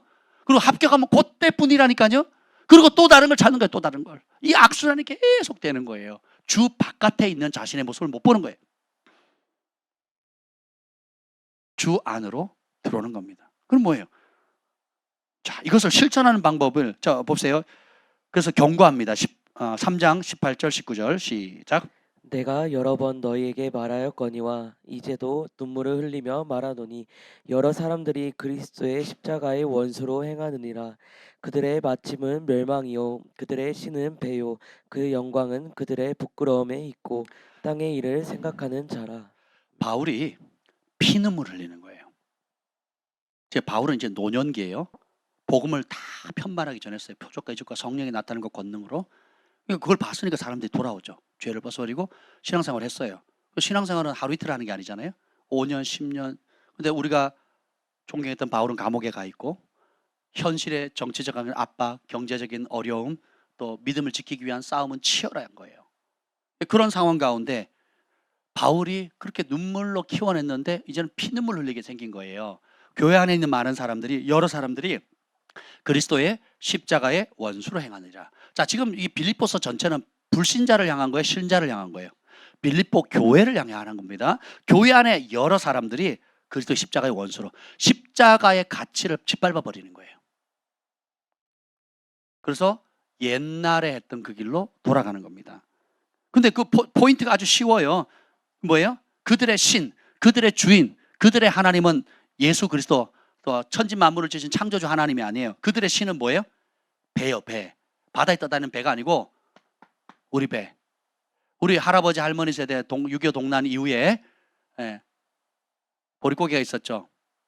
그래서 먹고 살기 위해서, 굶어 죽지 않기 위해서 생존 모드로 살았잖아요. 그러면 그분들 때만 그렇습니까? 왜 사람들이, 참 보세요. 성경적으로 보면 아버지가 일을 해서 버는 돈이 충분해서 어머니는 가정을 지키고 믿음의 유업을, 말씀을 가르쳐서 자녀들에게 할 수 있는 게 행복이거든요. 그런데 보세요. 우리의 신이 하나님과 그분의 말씀이 아니고 세상이 되는 순간 엄마도 일해야 되고 아빠도 일해야 되고 자식들도 빨리 키워가지고 알바해야 되는 거예요. 그 진짜 신은 누구예요? 돈인 거예요, 돈. 그 돈으로 뭐하게? 배부르게, 등 따시게. 이거예요. 그리고 어느 정도 성공했음에도 불구하고 그 다음 뭘 걱정해요? 노후 걱정하거든요. 그것을 미디어로 계속 때립니다. 연금이 고갈된다, 보험이 어떻게 된다부터 시작해가지고 계속 때립니다. 여러분 지금까지 살아온 게 연금이 여러분을 먹여 살렸습니까? 국가가 여러분 먹여 살렸냐고요. 국가가 여러분 딱 필요할 때 딱 맞춰가지고 뭘 채워줬습니까? 이 미디어에 완전히 세뇌되는 거거든요. 그러니까 예나 지금이나 똑같아요. 미디어에, 세상이 말하는 풍조 때문에 하나님 말씀을 저버리면 주 바깥으로 튕겨져 나가는 거예요. 그럼 어떻게 돼요? 기쁨이 빼앗겨요. 소망이 빼앗기는 겁니다. 믿음도 흔들려요. 그리고 어떻게 해요? 세상 철학과 헛된 것들로 그냥 산만해지게 됩니다. 성경에 보면 아주 재미있는 표현이 나오는데 골로새서 2장 7절, 골로새서 2장 7절, 하나님께 사로잡힌 삶의 반대 표현이 나와요. 빌립보 다음에 있어요. 골로새서 2장 7절, 2장 8절에 8절 시작. 누가 철학과 헛된 속임수로 너희를 사로잡을까 주의하라. 이것은 사람의 전통과 세상의 초등학문을 따름이요 그리스도를 따름이 아니니라. 에베소, 빌립보, 골로새 다 비슷비슷한 지역에 있습니다. 근데 보세요, 바울이 네가 예수님께 사로잡히든 세상에 사로잡히든 사로잡힌다는 거예요. 그 중간에 있다 없다? 없다라는 거예요. 선택하라는 거예요. 세상의 철학, 그 시대에 비트코인이 대세래. 또 뭐죠? 무슨 버스 있잖아. 메타버스. 지금 다 망하고 쫄딱 망하고 있잖아요. 메타버스. 얼마 전만 해도 메타버스가 대세다고 뭐 어쩌고저쩌고 난리를 쳤는데 또 비트코인이 대세다. 뭐 그 앞으로 계속 영향력이 있을 겁니다. 그런 가상화폐라든지 그걸 해야 된다는 거죠. 또 그 시대에 각기 조류들이 있거든요. 그 철학과 헛된 속임수에 눈 뺏기고 마음 뺏기지 말라는 거예요. 그것은 사람의 전통과 세상 초등학문이 따름이고 예수님 따르는 거 아니다는 거. 예수님이라고 안 그러고 누굴 따른대요? 그리스도를 따르는 거거든요. 왕으로 모시지 않는다는 거예요. 예수님을 내 삶의 주인으로 안 모신다는 거예요. 뭘 따르면? 세상의 대세에 따라가면. 그럼 어떻게 했냐? 그 위에 6절 7절 읽어봅시다. 6절 7절 시작. 그러므로 너희가 그리스도 예수를 주로 받았으니 그 안에서 아멘. 행하되. 예수님을 그리스도 예수를 뭘로 받았다고요? 주인으로 모셨으면 어떻게 해요? 주인 안에서 행동하라는 거예요. 주인이 시키는 대로 하라는 거예요. 주인이 정하신 규범대로 왕 대신 주님께서 왕의 칙령대로 왕이 말씀하신 그 명령, 마태마가 누가복음, 왕들의 복음, 왕국 복음 있잖아요. 그 복음대로 살아라는 거예요. 그러면 어떻게 돼요? 복을 받습니다. 7절. 그 안에 뿌리를 박으며. 뿌리 내려야 돼. 뿌리 들린 사람 너무 많아요. 여러분 뿌리 들리시면 안 돼요. 뿌리 내리셔야 돼요. 누구 안에? 예수님이 주인이시다. 내 삶의 왕이시다. 거기에 뿌리를 내리고, 뿌리를 내렸으면 그 다음에 세워져야 되겠죠? 순이 돋고 줄기가 자라서 튼튼한 백향목처럼 나무가 세워져야 되겠죠? 그 다음에 교훈을 받은 대로, 가르침을 받은 대로. 그래서 모이기를 패하지 말라는 거예요. 모이기를 힘쓰라는 거예요. 말세가 될수록 세상 철학과 헛된 전통과 미디어와 이런 것들이 우리 눈과 생각과 마음을 다 휘집어 놓을 텐데, 그럴 때일수록 어떻게 해요? 모이기 힘써서 뭐예요? 교훈을 받으라는 거예요. 초대교회가 핍박이 날수록 뭐 하기를 힘썼습니까? 모이기를 힘썼거든요. 자, 교훈을 받은 대로 어떻게 하라고요? 믿음에 굳게 서서 감사함 넘치게 하라. 그래서 살아계신 하나님과 그분의 말씀, 천국 복음을 누릴 수 있는 키워드가 뭐예요? 믿음을 발휘하는 거예요. 계산하는 거 아니에요. 재는 거 아니에요. 믿음을 발휘하는 겁니다. 그러면 이 믿음을 발휘하는 게 뭐냐? 한번 보겠습니다. 그래서 하나님께 사로잡힌 삶, 그리고 다시 빌립보로 돌아올게요. 빌립보서로 가면 하나님께 사로잡힌 삶, 예수님께 사로잡힌 삶은 땅의 꿈에서 하늘의 부르심, 하늘의 꿈을 붙잡는 삶이에요. 땅의 상, 땅에서 이 땅에서 편하게 살 것에 꿈꾸는 게 아니라 우리 주님이 다시 오실 때 받을 하늘의 상을 꿈꾸는 자예요. 그리고 땅의 일을 관심 있는 것이 아니라 하늘의 일이라는 거예요. 땅의 일은 나 중심의 일이거든요. 내가 하고 싶은 일이에요. 그런데 하늘의 일은 그리스도의 일이에요. 예수 그리스도의 복음을 전파하는 일이에요. 예수 그리스도의 몸인 그분의 몸된 교회를 세우는 일이에요. 죽어가는, 오늘도 지옥을 향해 치닫고 있는 수많은 영혼들을 살리는 일이거든요. 아멘. 여러분 십자가의 원수로 행하는 길을 가고 있습니까? 아니면 하늘의 부르심을, 상을 쫓아가는 길을 가고 있습니까? 정직하게 직면해야 돼요. 오늘 우리 너희 안에 계신 이는 하나님이시니 너희로 소원을 두고 행하신다 그랬잖아요. 자기의 기쁘신 뜻을 위해서 소원을 정하신다 그랬어요. 그 소원이 뭡니까? 빌립보서 2장, 3장, 4장 마지막까지 하는 다 소원이 뭔지예요? 그리스도를 얻기 위하여, 그리스도를 위하여, 그리스도의 복음을 위하여, 복음에 합당한 생활을 하기 위하여 모든 소원이 확정돼요. 하나로 예수님, 예수 그리스도, 예수 그리스도, 예수 그리스도. 예수님은 그리스도입니다. 예수님은 메시아이십니다. 예수님은 내 삶의 유일무이한 왕이십니다. 그걸 표현하는 방법을 4장에 기록하고 있어요. 4장에. 4장 1절에 보면 읽어봅시다. 시작. 그러므로 나의 사랑하고 사모하는 형제들, 나의 기쁨이요 면류관인 사랑하는 자들아, 이와 같이 주 안에 서라. 우리의 시민권은 하늘에 있죠. 시민권이 바뀌었어요. 그러면 시민권자는 어떻게 살아야 되냐? 예수님께 사로잡힌 삶을 사는 사람들은 어떻게 살아가야 되느냐? 그리스도를 위해서, 그리스도를 얻기 위해, 또 복음을 위해 사는 삶이란 무엇이냐? 첫 번째, 여러분이 눈이 바뀌어야 돼요. 바울이 지금 전하는 빌립보 성도들은 자기 목회를 과시하는 대상이 아니에요. 성공한 목회를 과시하는 대상이 아닙니다.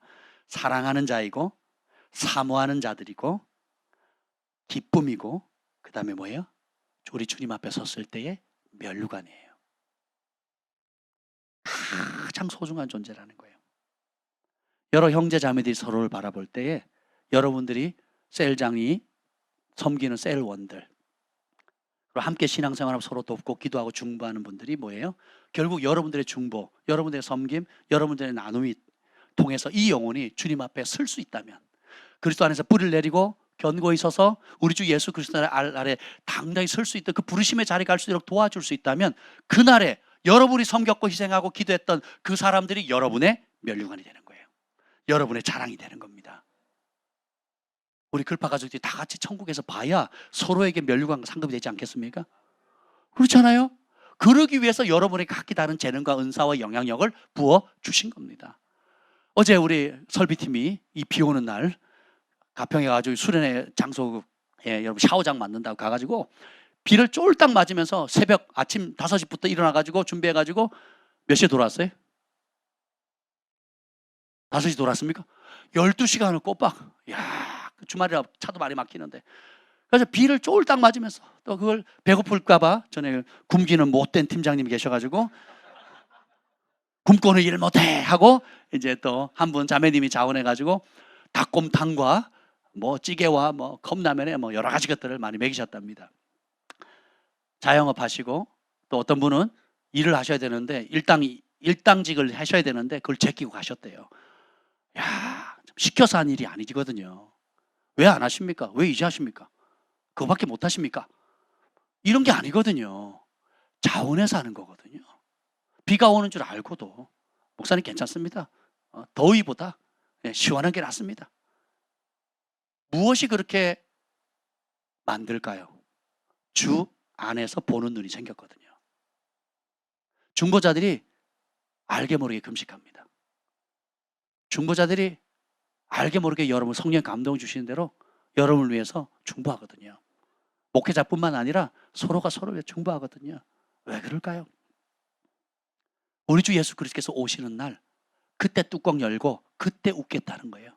그때 상 받겠다는 거예요. 아직까지 끝날 때까지 끝나지 않은 겁니다. 이 땅에서는 드러나는 거, 땅의 일을 생각하고 땅에서 영광 받고 땅의 상을 받은 사람이 존귀한 것처럼 보이지만 보자고요. 주님이 오시는 날, 주님이 심판하시는 그날, 상 주시는 그날이 진짜 영광스러운 날이 돼야 되지 않겠습니까? 그래서 주 안에 서라고 권면을 해요. 그래서 시각을 바꿔야 돼요. 하늘의 시민권자들이다.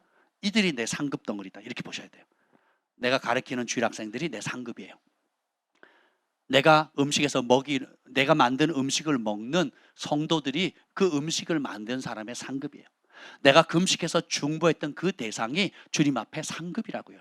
제가 전했던 말씀, 목숨 걸고 타협하지 않고 진리를 전했던, 그걸로 인해서 오해받고 버림받고 또 여러 가지 어려움을 당한다 할지라도 타협하지 않고 전했던 그 말씀을 통해서 살아난 사람, 부르심을 발견하고 진리의 길로 가고, 그럼 그 사람이 변화돼서 각자의 부르심에 서서 열매 맺는 그 상을 동일하게 받는 거예요. 각기 위치는 다 틀려도, 상황은 다 틀려도 이게 하나님의 지혜입니다. 그러면 어떻게 표현하느냐? 4장 2절입니다. 4장 2절. 읽고 4장 2절 시작. 내가 유오디아를 권하고 순두계를 권하노니 주 안에서 같은 마음을 품으라. 첫 번째가 뭐냐면 이 표현하는 방식이에요. 같은 마음 품으래요. 이건 불가능하다 그랬어요. 부부도 같은 마음 못 품는다고 했죠. 부부가 같은 마음을 못 품는데 어떻게 교회가 같은 마음을 품겠어요? 유오디게와 순도계 교회 지도자, 여성 지도자들입니다. 탁월해요. 그 나름 열심을 갖는데 같은 마음 품을 방법이 없어요. 근데 바울이 알려주죠. 그 앞에 한 단어 읽어봅시다. 시작. 주 안에서. 주 안에서요. 주 안에서. 내 말 들어. 내가 나이가 많잖아. 내가 먼저 교회 왔잖아. 내가 은사가 더 세잖아. 내 예언이 더 정확하잖아.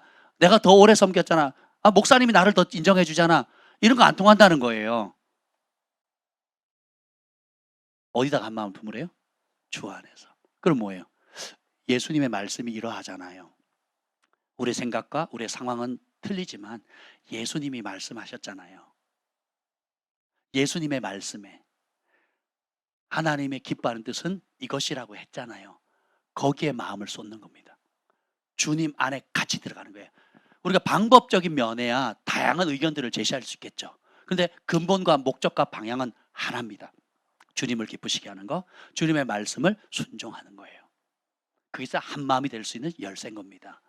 그리고 여기 보면 3장 3절 읽어봅시다. 3장 3절 시작. 하나님의 성령으로 봉사하며 그리스도 예수로 자랑하고 육체를 신뢰하지 아니하는 우리가 아멘. 우리는 뭐예요? 육체를 신뢰하지 않는다. 이 육체라는 것은 단순히 몸뚱아리만 얘기하는 게 아니에요. 우리가 자라온 환경, 교육 수준, 그리고 각자가 가지고 있는 영향력이나 여러 영역들이 있거든요. 그렇잖아요. 그렇죠. 그런 거 의지하지 말라는 거예요. 그러면 교회 안에서 봉사하고 주의 일을 하려면, 예수님을 위해서 살려 한 마음을 품으려면 뭘로 해야 된대요? 뭘로 봉사하래요? 하나님의 성령으로. 하나님의 성령으로 봉사하려면 성령 충만해야 되겠죠. 그러니까 기도하지 않고 무릎 꿇지 않고 기도가 생명줄이 되지 않은 사람은 일을 안 하는 게 좋습니다. 할 때마다 뒷수습, 뒤치다거리 하느라고 힘들어요. 네. 그래서 먼저 그래서 기도를 안 하게 되면 뭐예요? 머리로 다 재게 되거든요. 머리로. 자기는 해요, 안 해요? 안 합니다. 누가 할 수 있어요? 주의 일은 영적인 일이라 영이 민감한 사람, 영이 충만한 사람, 영이 강한 사람이 할 수 있거든요. 안 그러면 돕는 게 아니에요. 걸림돌이 되는 거죠. 그러니까 보세요. 성령으로 봉사한다는 게 뭔지를 아셔야 돼요. 그래서 우리 교회가 하는 모든 일을 지향하는 거고, 그리고 우리 성도들이 잘 훈련된 게 뭡니까? 성령이 주시는 기쁨, 또 자원하는 마음, 성도를 사랑하고 몸된 교회를 사랑하는 마음으로 자발적으로 하잖아요. 구제도 자발적으로, 섬김도 자발적으로 하잖아요. 그래서 일을 할 때 비가 오던, 지난번에도 우리가 뭘 준비를 할 때 가평에서 여러 가지 창고를 지을 때도 보면 정말 열악한 상황이었거든요. 밥도 안 먹고 10시간을 일했어요. 그런데도 불평하는 사람이 한 명도 없는 거예요. 불평하는 사람이. 그 다음에 지혜를 발휘하긴 했지만 불평하는 사람은 아무도 없었다고요. 감히 불평할 수가 없어요. 팀장님이 워낙 신령하셔가지고 불평할 수가 없어요. 성령으로 봉사하면 열매가 아름다워요. 그리고 그 일이 즐겁거든요. 그리고 뭐 물건을 하든 음식을 하든 다 자원해서 하게 되거든요. 사랑하니까. 아버지의 일이 우리 일이잖아요. 교회 일이 아니에요. 목사님의 일이 아니라고요. 다른 사람의 일이 아니에요. 아버지의 일이 내 일이에요. 친자식은 내 일로 여겨요. 아버지 일을, 친자식, 아들, 딸은 아버지가 하는 일을 내 일로 여긴다고요. 그걸 영광으로 생각해요. 남의 자식이나 손님은 어떻게 해요? 삭스를 바라거든요. 대가를 바라거든요. 타임당 얼마 안 해주면 안 하거든요. 이익이 없으면 안 합니다. 근데 친자녀는 내 일로 하거든요. 영광으로 생각하거든요. 교회에서 지금 벌어진 일들을 보세요. 지금 트럭을 구매하는 일도 보면 지금 진짜 너무 하루하루가 기적입니다. 하루하루가. 어떤 분의 작은 씨앗으로 출발해가지고 지금 1,150만 원, 1,200만 원 정도 필요하거든요. 최종 지금 결정 본 게. 근데 지금 그전까지 850, 지금 950만 원이 지금 채워졌거든요. 200만 원만 있으면 돼요. 근데 또 오늘도 누가 헌금하신 것 같아요. 이렇게 해서 채워져 가는데 마치 그 사랑의 뭐예요? 그런 뭐 채워지는 거 있잖아요. 예? 사랑의 온도계? 뭐 그런 것처럼, 예, 하나님 나라를 위해서 또 그 용도가 쓰임이 굉장히 많거든요. 한번 생각해 보세요. 그걸 n분의 1로 나눕시다. 작정하고 갑시다. 집사님들 다 모이세요. 권사님들 다 모이세요. 얼마씩 하세요. 그러면 그게 육으로 봉사하는 거거든요. 근데 우리는 교회 일은 아버지가 사랑의 하나님이시고 우리가 들어간 나라가 사랑의 나라잖아요. 어둠의 왕국에서 사랑의 왕국으로 옮겼거든요. 그러니까 심플해요. 사랑하는 만큼 해야 돼요. 눈치 볼 필요도 없고, 아나니아 삽비라처럼 체면치레하면 화를 당하거든요. 그럴 필요가 없다는 거예요. 사랑하는 만큼 그리고 내 능력만큼 또 하나님이 공급하시라는 믿음만큼 하는 거거든요. 아멘. 그래서 날마다 기적이에요, 기적. 날마다 말씀을 순종하면 축복을 받아요. 그게 성경에 어디서 나오느냐? 오늘 빌립보서 4장 봅시다. 4장 6절. 4장 6절. 4장 9절이네. 9절. 시작. 너희는 내게 배우고 받고 듣고 본 바를 행하라. 그래야 평강의 하나님이 너희와 함께 계시리라. 하나님이 여러분의 일상의 삶 가운데 함께 하시는 것을 체험하고 싶으시죠? 저는 그렇습니다.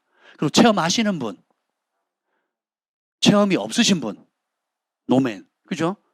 그러면 평강의 하나님, 평강을 주시는 하나님이 나와 함께 하는 것을 체험할 수 있는 조건이 있어요. 여기 보면 그리하면 있거든요. 그리하면 이런 조건을 충족시키면 하나님이 함께 하시는 것을 실제로 체험할 수 있다는 거예요. 그게 뭡니까? 바울이 가르친 복음을 배운 다음에 그걸 어떻게 해요? 마음으로 받아야 돼요. 배우기만 하는 사람이 있어요. 마음으로 안 받는 사람 많습니다. 배운 다음에 어떻게 해요? 마음으로 받고 그 다음에 듣는 마음. 귀로 듣는 게 아니에요. 진짜 마음으로 듣는 거예요. 그리고 앞서 셀 리더들이나 목사님들이나 또 믿음의 형제 자매들이 본을 보인 거 있죠. 말씀에 순종, 어떤 부분에 기도에 순종을 잘하는 사람이 있거든요. 섬김에 순종을 잘하는 사람, 또 사람을 격려하는 일에서 순종을 잘하는 사람, 선교에 순종을 잘하는, 구제 여러 영역에 순종을 잘하는 사람들이 그들의 본을 본받고 뭐 하래요? 결론은 행하면. 따라합시다. 말씀을 행하면 그 말씀대로 그 말씀 안에 말씀을 통해서 약속하신 그 하나님을 실제로 경험할 수 있다는 거예요. 내가 사랑하는 그 말씀, 내가 순종한 그 말씀이 나를 돕는 은혜를 실제로 경험하게 됩니다. 구제를 해야 구제하는 자에게 주시는 하늘의 은총을 맛보게 됩니다. 백부장 고넬료처럼, 보르가와 다비다처럼, 또 자주장사 루디아처럼 그 말씀을 아는 것, 배운 것에 멈추고 또 그것을 마음에 새긴 것은 굉장히 중요하지만 아직 끝이 아니에요. 그걸 어떻게 해요? 듣고 본 바를 저 사람 할까 말까 했는데 저 사람 저렇게 하니까 저런 역사가 일어나네. 저렇게 하니까 하나님이 저렇게 개입하시네.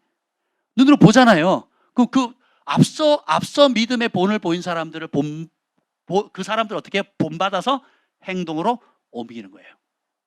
그러면 내가 그 말씀에 최종적으로 순종하게 됐잖아요. 순종하게 되니까 그 말씀이 주는 혜택을 내가 경험해요. 그래서 태초에 말씀이 계시니라 그 말씀이 하나님이셨고 하나님이 곧 말씀이니라. 그래서 내가 말씀에 행동하니까 순종한 말씀 곧 하나님이 나와 함께 하시는 것을 체험하게 되는 거예요. 이게 하나님의 공입니다. 다른 길 없습니다. 유튜브로 온갖 방송 듣고 열심히 배운다. 우리는 또 전 세계 교육 1등 한국 아닙니까? 대만과 홍콩과 우리나라 전 세계 1등 아닙니까? 교육열이. 배우는 건 기가 막히게 합니다. 정보도 엄청 빨아들여요. 유명하는 설교, 좋은 가르침 널브러져 있거든요. 근데 왜 교회가 필요할까요? 그것을 실천할 장이거든요. 그 실력을, 그 받은 말씀을 뿌리 내릴 장이거든요. 뿌리 내려서 잘할 수 있는.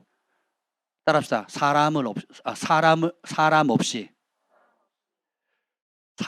없이 하나님을 경험할 수가 없어요.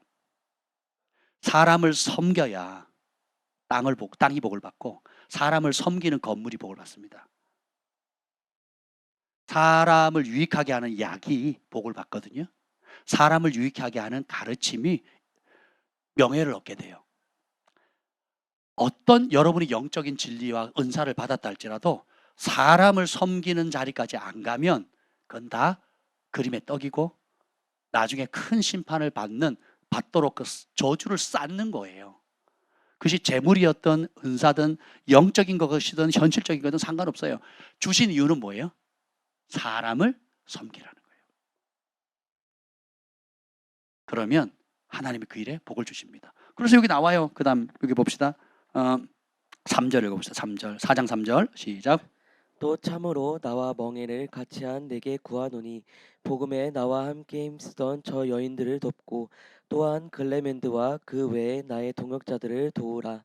그 이름들이 생명책에 있느니라. 네.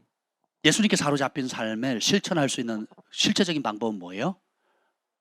따라합시다. 나는 돕는 자입니다. 하나님께서 아담을 만드시고 독처하는 게 좋지 않다 그랬어요. 그래서 아담 같은 또 다른 존재를 만든 게 아니에요. 아담과 같은 또 다른 존재를 만든 게 아니에요. 아담을 돕는 자로. 근데 우리는 돕는다 그러면 약자고 손해보고 피해자라는 마인드를 가지고 있거든요. 한 수 아래라는 마음을 가지고 있어요. 그는 세상이 악하게 이용했기 때문에 우리가 피해와 상처를 받았기 때문에 그렇거든요. 근데 천국은, 하늘은 뭐예요? 돕는 자가 커요? 도움을 받는 자가 커요? 돕는 자가 상을 받아요? 도움을 받는 자가 더 큰 상을 받아요? 땅에서 받은 상처를 가지고 하늘의 상급을 평가하지 마세요. 돕는 자가 커요? 도움 받는 자가 커요?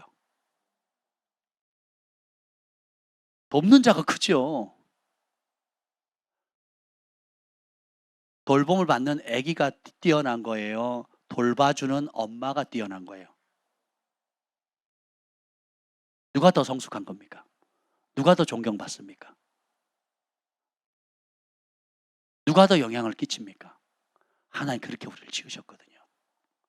사람들이 그걸 왜곡한 거예요. 돕는 자니까 내 밑에 있어. 내 말 들어. 시키는 대로 해야지. 아내들이여 남편에게 복종하라. 교회가 주께 복종하듯이 해라. 그러면 자매들은 이제 씩씩대는 거죠. 우리가 시다발이야? 겉으로는 시다발이처럼 보이죠. 하나님 앞에는 가장 높이 올라갈 수 있는 길을, 그 축복을 받은 겁니다. 모르니까 입이 이만큼 나와서 억지로 하는 거예요. 안 할 수도 없고 토달 수도 없고 감히 하나님 말씀에 토달 수도 없고. 근데 이 진리를 알게 되면 어떻게 해요? 섬기는 자가 섬김을 받는 자보다 크고 돕는 자가 도움을 받는 사람보다 큰 거예요. 그래서 여러분 무명으로 구제하고 헌금하고 서로 축복하잖아요. 받는 기쁨도 크거든요. 그런데 보세요. 그것을 심고 축복하는 기쁨은 더 크거든요. 그래서 여러분에게 다양한 은혜들을 주시는 겁니다. 다양한 재능 간사를 주시는 거예요. 그래서 근데 돕는데 여기 보면 특별히 다 도와야 되지만 선한 일에 힘써야 되지만 누구를 도우래요? 주의 복음을 전하는 사람들을 도우라는 거예요. 여기서 돕는다는 것은 물질을 얘기합니다. 그리고 병들었을 때 찾아오는 거예요. 감옥에 갇혔을 때 후원하는 겁니다. 이 빌립보의 강점은 뒤에도 나오지만 한번 볼까요? 빌립보의 4장 15절 복음 초창기. 빌립보 사람들아 너희도 알거니와 복음의 시초에 내가 마게도나를 떠날 때 주고받는 내 일에 참여한 교회가 너희 외에 아무도 없었느니라. 아멘. 복음 초창기라 바울이 그래 유명하지 않을 때예요. 또 복음도 그 예수 그리스도가 누구래? 잘 모를 때거든요. 그래서 빌립보에 저 복음을 전하고 마게도냐를 떠날 때에 주고받는 일. 바울은 뭘 줘요? 영적인 것들을 주었거든요. 그럼 받은 빌립보 교인들은 뭐예요? 물질로 갚거든요.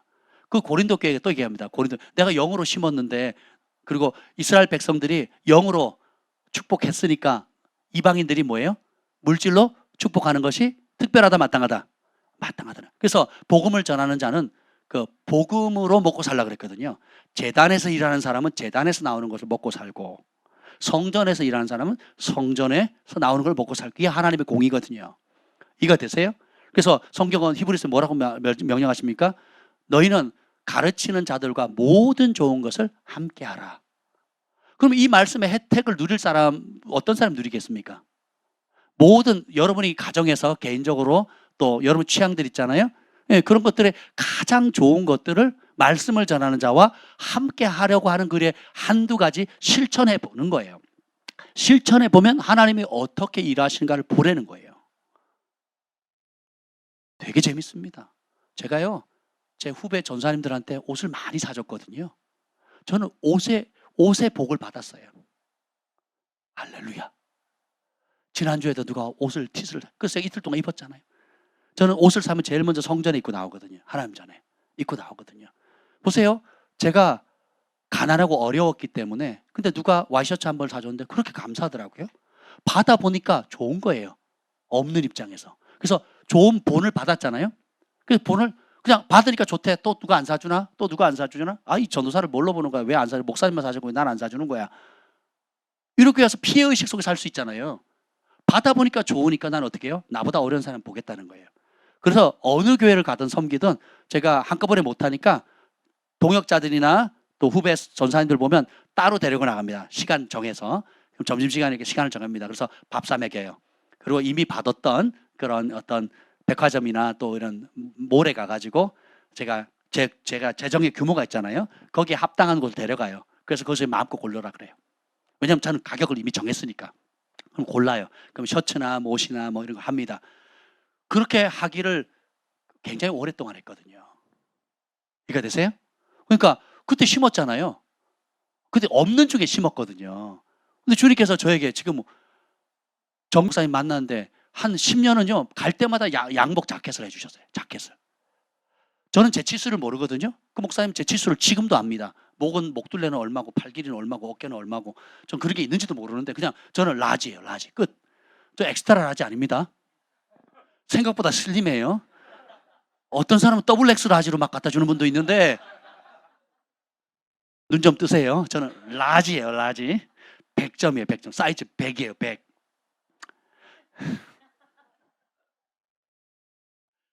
그리고 얼마나 하나님께서 또 먹이는 거 제가 많이 먹였거든요. 저희 부모님도 많이 먹이시지만 저도 많이 먹였거든요.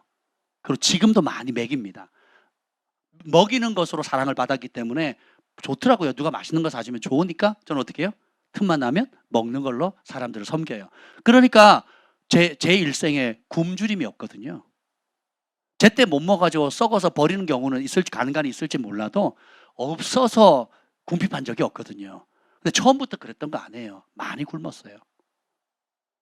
많이 굶어서 뼈밖에 없었거든요. 사람들이 저보고 그랬어요. 제가 여름 수련회 가서 뭐 이제 겨울에 가면 우통을 벗잖아요. 그럼 뭐라 그러는 줄 아세요?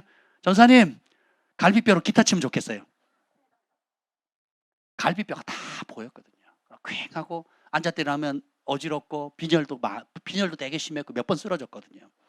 그렇게 굶고 힘겹고 어려웠었거든요.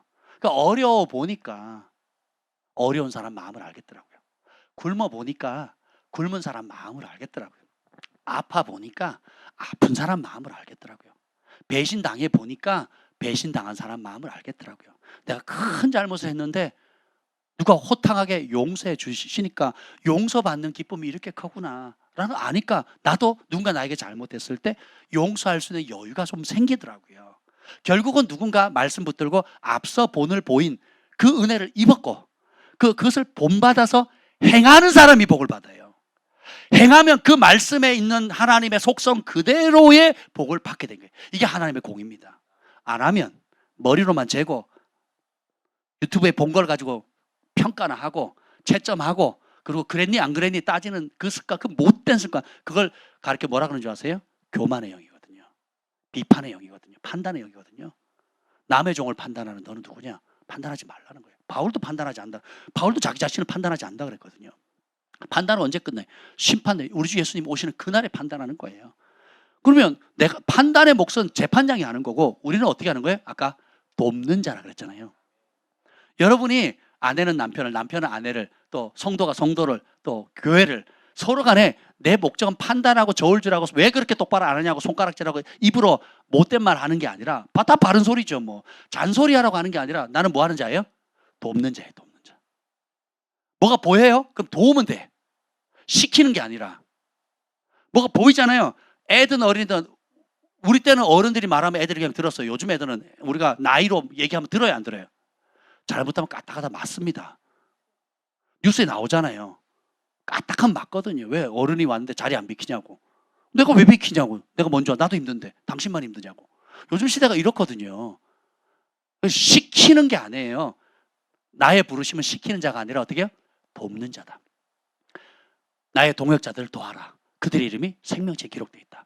특별히 동역자를 앞서둬야 될 이유는 뭐예요? 영혼 살리는 자잖아요. 여러분의 셀 리더를 소중히 여기세요. 그리고 셀원들을 소중히 여기세요. 모든 말씀을 전한 자를 소중히 여기세요. 아멘. 그러면 그리고 원띵 하는 거예요. 그리스도 예수의 일은 복음을 전하는 사람을 돕는 겁니다. 시간, 몸, 물질이 가야 돼요. 돕는 겁니다. 그러면 보세요. 하나님이 다 기록하신다니까요. 하나님의 때에 몇십 배가 아니에요. 값으로 매길 수 없는 차원의 은총을 부어 주십니다. 아멘. 네 번째는 그 4장 4절에 보면 주 안에서 항상 기뻐하라 라고 나와 있죠. 기쁨이 열쇠입니다. 억지로 하지 마세요. 바울이 굶주리고 헐벗고 해도 억지로 하지 않거든요. 왜냐하면 하늘의 영원한 부르심의 상을 받거든요. 그걸 믿었거든요. 그러니까 오히려 고난이 크면 뭐도 크다? 영광도 크다. 고난이 없으면 영광도 작다. 희생이 크면 거기에 대한 상급도 크다. 그러니까 손해보는, 내가 지금 예수님 때문에 손해보고 핍박받고 굶고 그러면 어떻게 해요? 내가 손해보는 거예요? 아니면 이득을 얻는 거예요? 현실은 불편하지만, 현실은 내 원대로 안 되지만 복음 때문에 가정에서 믿음 지키고 또 오해 사고 또 온갖 여러 가지 핍박이 오면 불편하고 힘들죠. 불편하고 힘든 것은 인간이라 어쩔 수 없이 느껴요. 그때 믿음을 작동시키는 거예요. 기뻐하고 즐거워라. 하늘의 상급이 큼이라. 그래서 바울이 일체의 비결을 배우죠.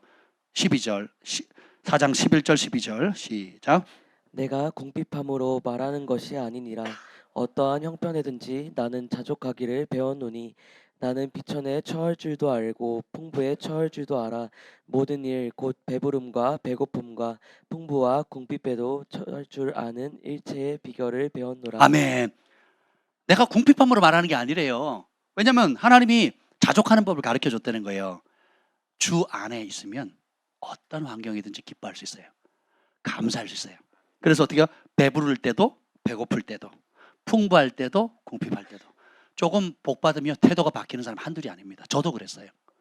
교만해지고요. 사람을 우습게 보고요. 네. 그리고 나는 이렇게 성실해서 이 자리에 왔는데 너는 게을러서 못 온 거야 하고 은근히 속으로 판단하는 거거든요. 그러면 안 된다는 거예요. 모든 것이 주님의 은혜입니다. 나의 나된 것은 오로지 주님의 은혜입니다. 그래서 풍부해도 겸손하고 궁핍해도 꿀리지 않고 주 안에 있으면 기뻐해요. 언제? 항상. 궁핍해도 기뻐한다는 거예요. 그래서 이런 일체의 비결을 배우셔야 돼요. 이게 성숙한 자가 가야 될 길입니다. 그 배경 속에서 나온 유명한 말 13절 시작. 내게 능력 주시는 자 안에서 내가 모든 것을 할 수 있느니라. 아멘. 누구 안에서?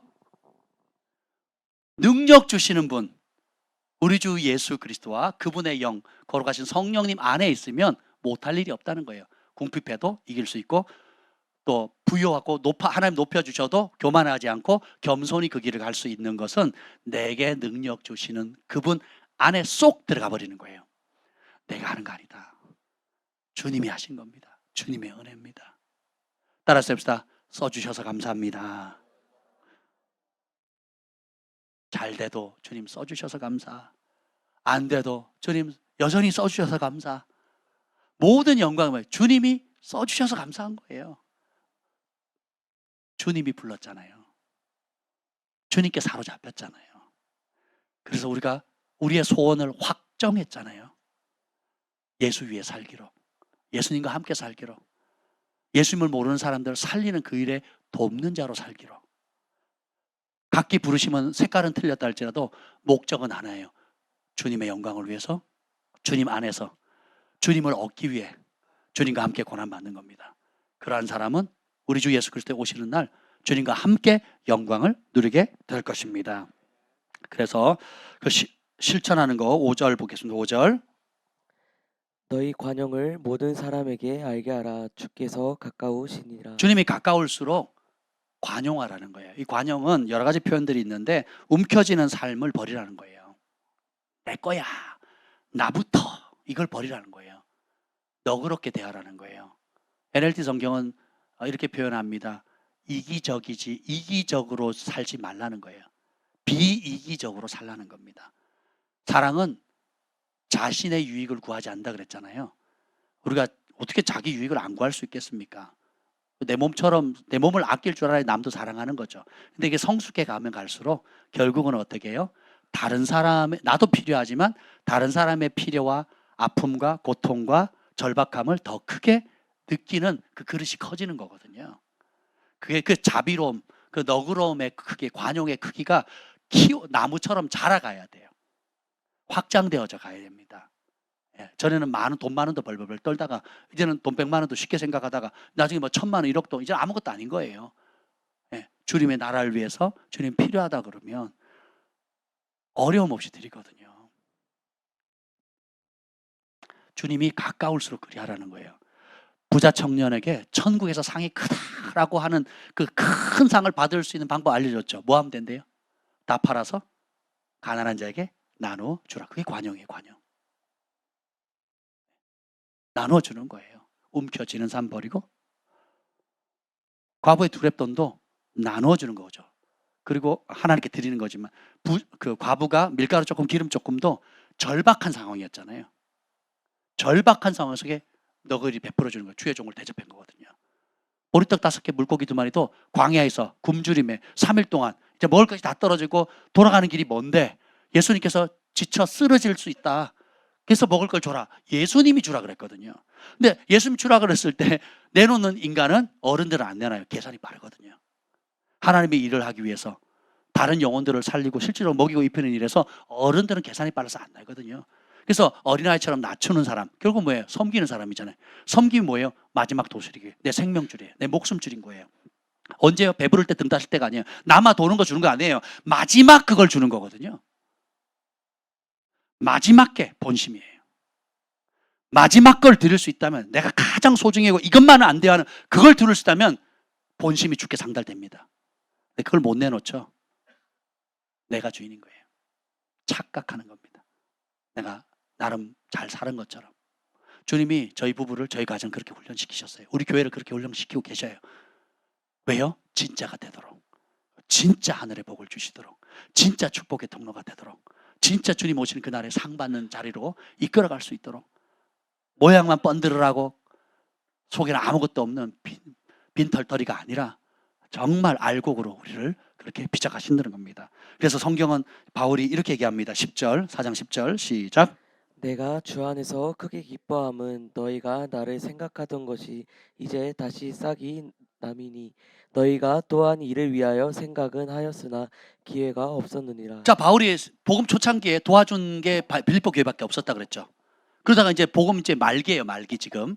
바울이 몇 년 뒤에 7년 안에 죽습니다. 순교를 당합니다. 요 기록한 이후에 7년 안에 순교를 당해요. 인생의 마지막 7년 사이에 쓴 편지입니다. 그래서 너희가 처음 했던 것처럼 너희가 나를 생각하던 것이 이제 다시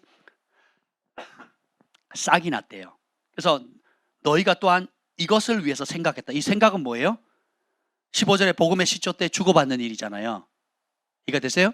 그래서 그 생각했다, 돕겠다, 바울을 돕겠다, 복음을 전하는, 그리고 이 복음이 온 세계 열방에 선포되어지기 위해서 가르치고, 가르치려면 숙소가 필요하고 학교가 필요하고 교회를 지으려면 또 여러 곳에 다니려면 여러 가지 비용들이 필요하잖아요. 그러니까 생각했는데 기회가 없었다는 거예요. 근데 바울이 뭐예요? 지금이 기회라는 거예요. 제가 이렇게 썼습니다. 따라합시다. 생각이 떠올랐다면 기회를 잡아라. 여러분이 말씀을 듣다가 도전을 받거나 혹은 기도하다가 성령의 감동을 받으면 생각나게 하시잖아요. 성령님의 사역이 생각나게 하는 사역이거든요. 생각나게 하거든 어떻게 해요? 이때가 왜 또 그러시는 거예요가 아니고 기회를 잡는 거예요. 이거는 사역자나 성도나 똑같습니다. 우리 종들에게도 주님이 말씀을 통해서, 성령의 감동을 통해서 생각나게 하시거든요. 누구를 도우라, 어떻게 하라, 어떻게 하라. 생각나게 하시거든요. 그럼 그때 제가 결정을 해야 돼요. 이것이 하나님의 말씀에 순종할 수 있는 기회, 그 말씀 안에 있는 기적을 체험할 수 있는 기회로 잡을 것이냐, 무시할 거냐. 성령님을 존중할 거냐, 아니면 깡그리 무시할 거냐.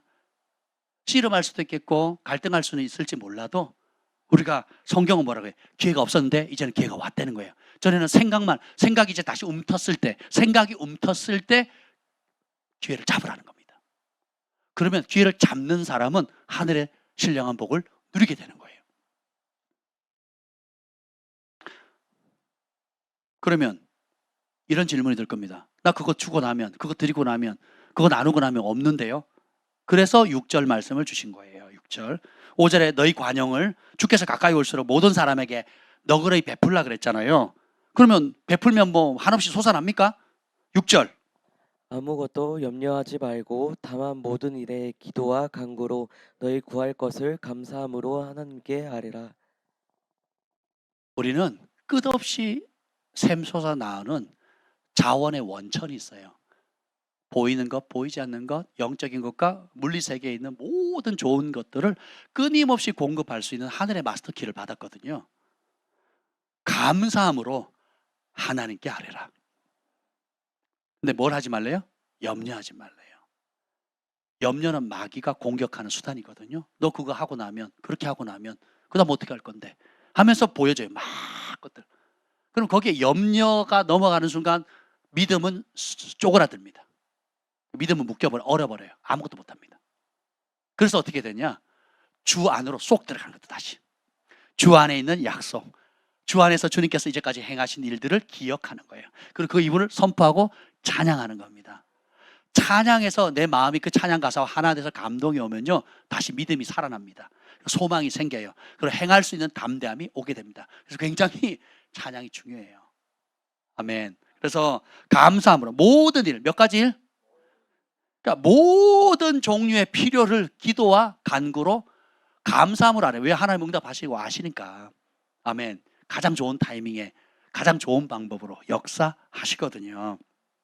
그래서 모든 것 아무것도 염려하지 말고 대신에 그 모든 것들을 뭘로 바꾸래요? 기도와 간구로 하나님께 아뢰면 된다는 거예요. 그러면 공급하시는 주님, 역사하시는 주님을 맛본다는 겁니다.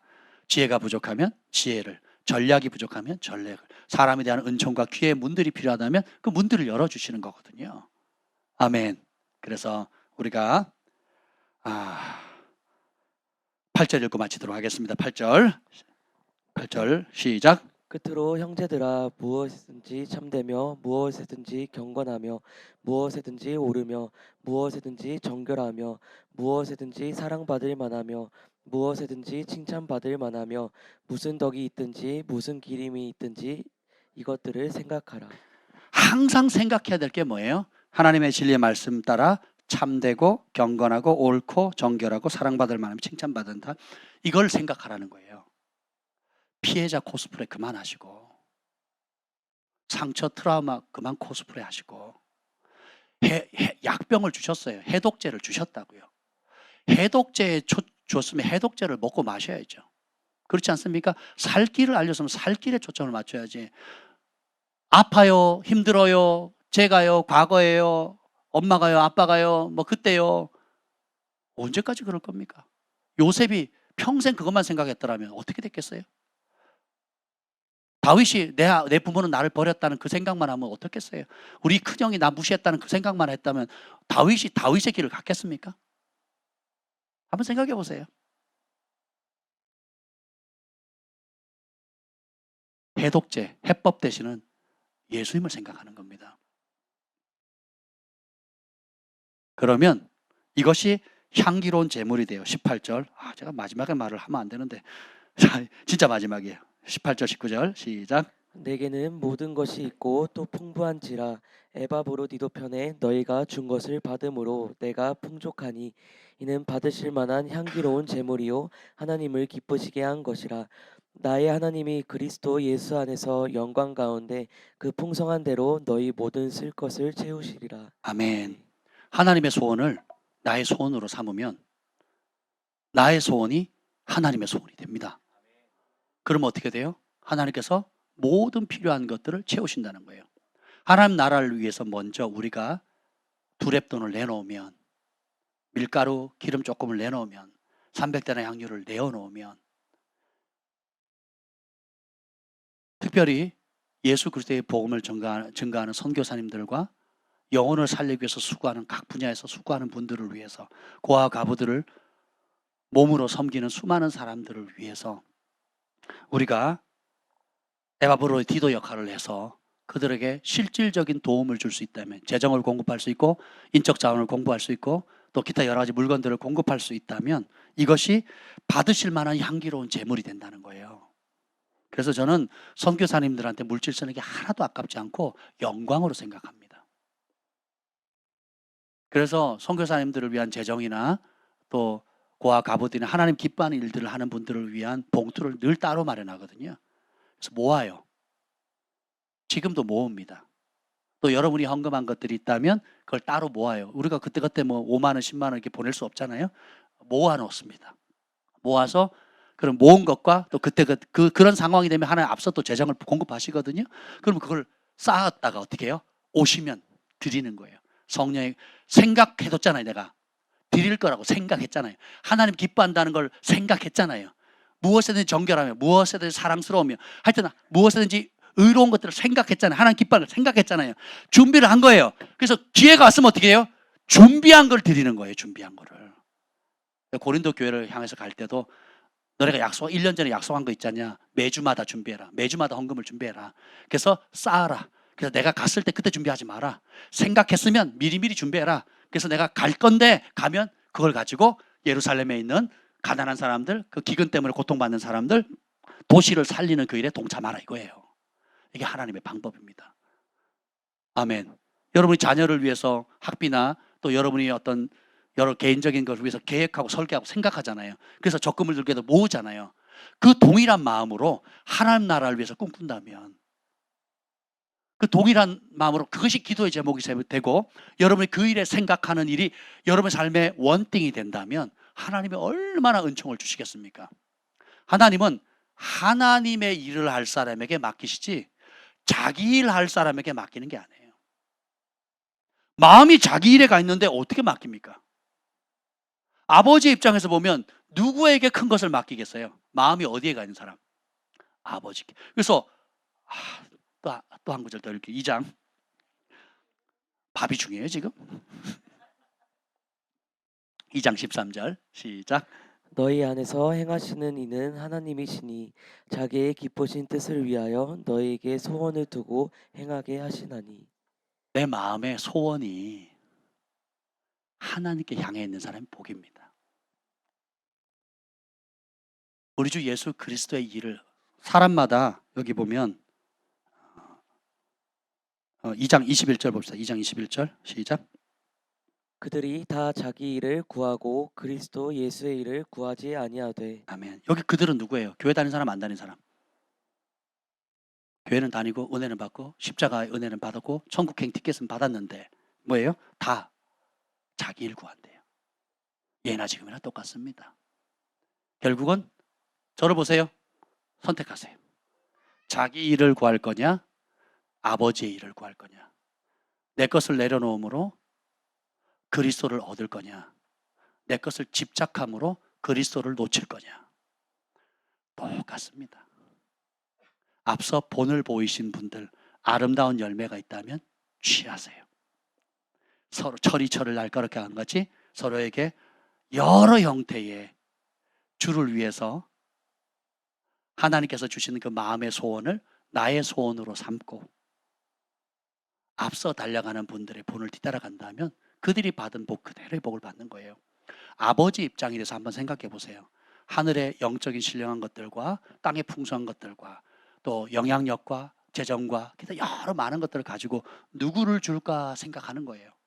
누구에게 맡길까 보시는 거예요. 두 부류의 사람이 있어요. 자기 일에 초점이 가 있는 사람. 그리고 우리 주 예수 그리스도 일에 소원을 확정한 사람. 누구에게 맡기실까요? 그 선택은 저와 여러분에게 달려 있습니다. 주님 감사합니다. 오늘 이 생명의 말씀 예수님께 사로잡힌 삶 사는 법에 대해서 배웠습니다. 그리 살게 하여 주옵소서. 이제는 우리 주 예수 그리스도의 은혜와 하나님 아버지의 극진하신 사랑과 성령의 감화 감동 충만하심이 오늘 우리 자신을 내려놓고 오직 예수님을 얻기 위해서 이 땅에 주어진 모든 것들을 예수님의 영광을 위해서 드려지는 삶을 살기로 결정하는 사랑하는 주의 백성들 위해 영원토록 함께 있을지어다. 아멘.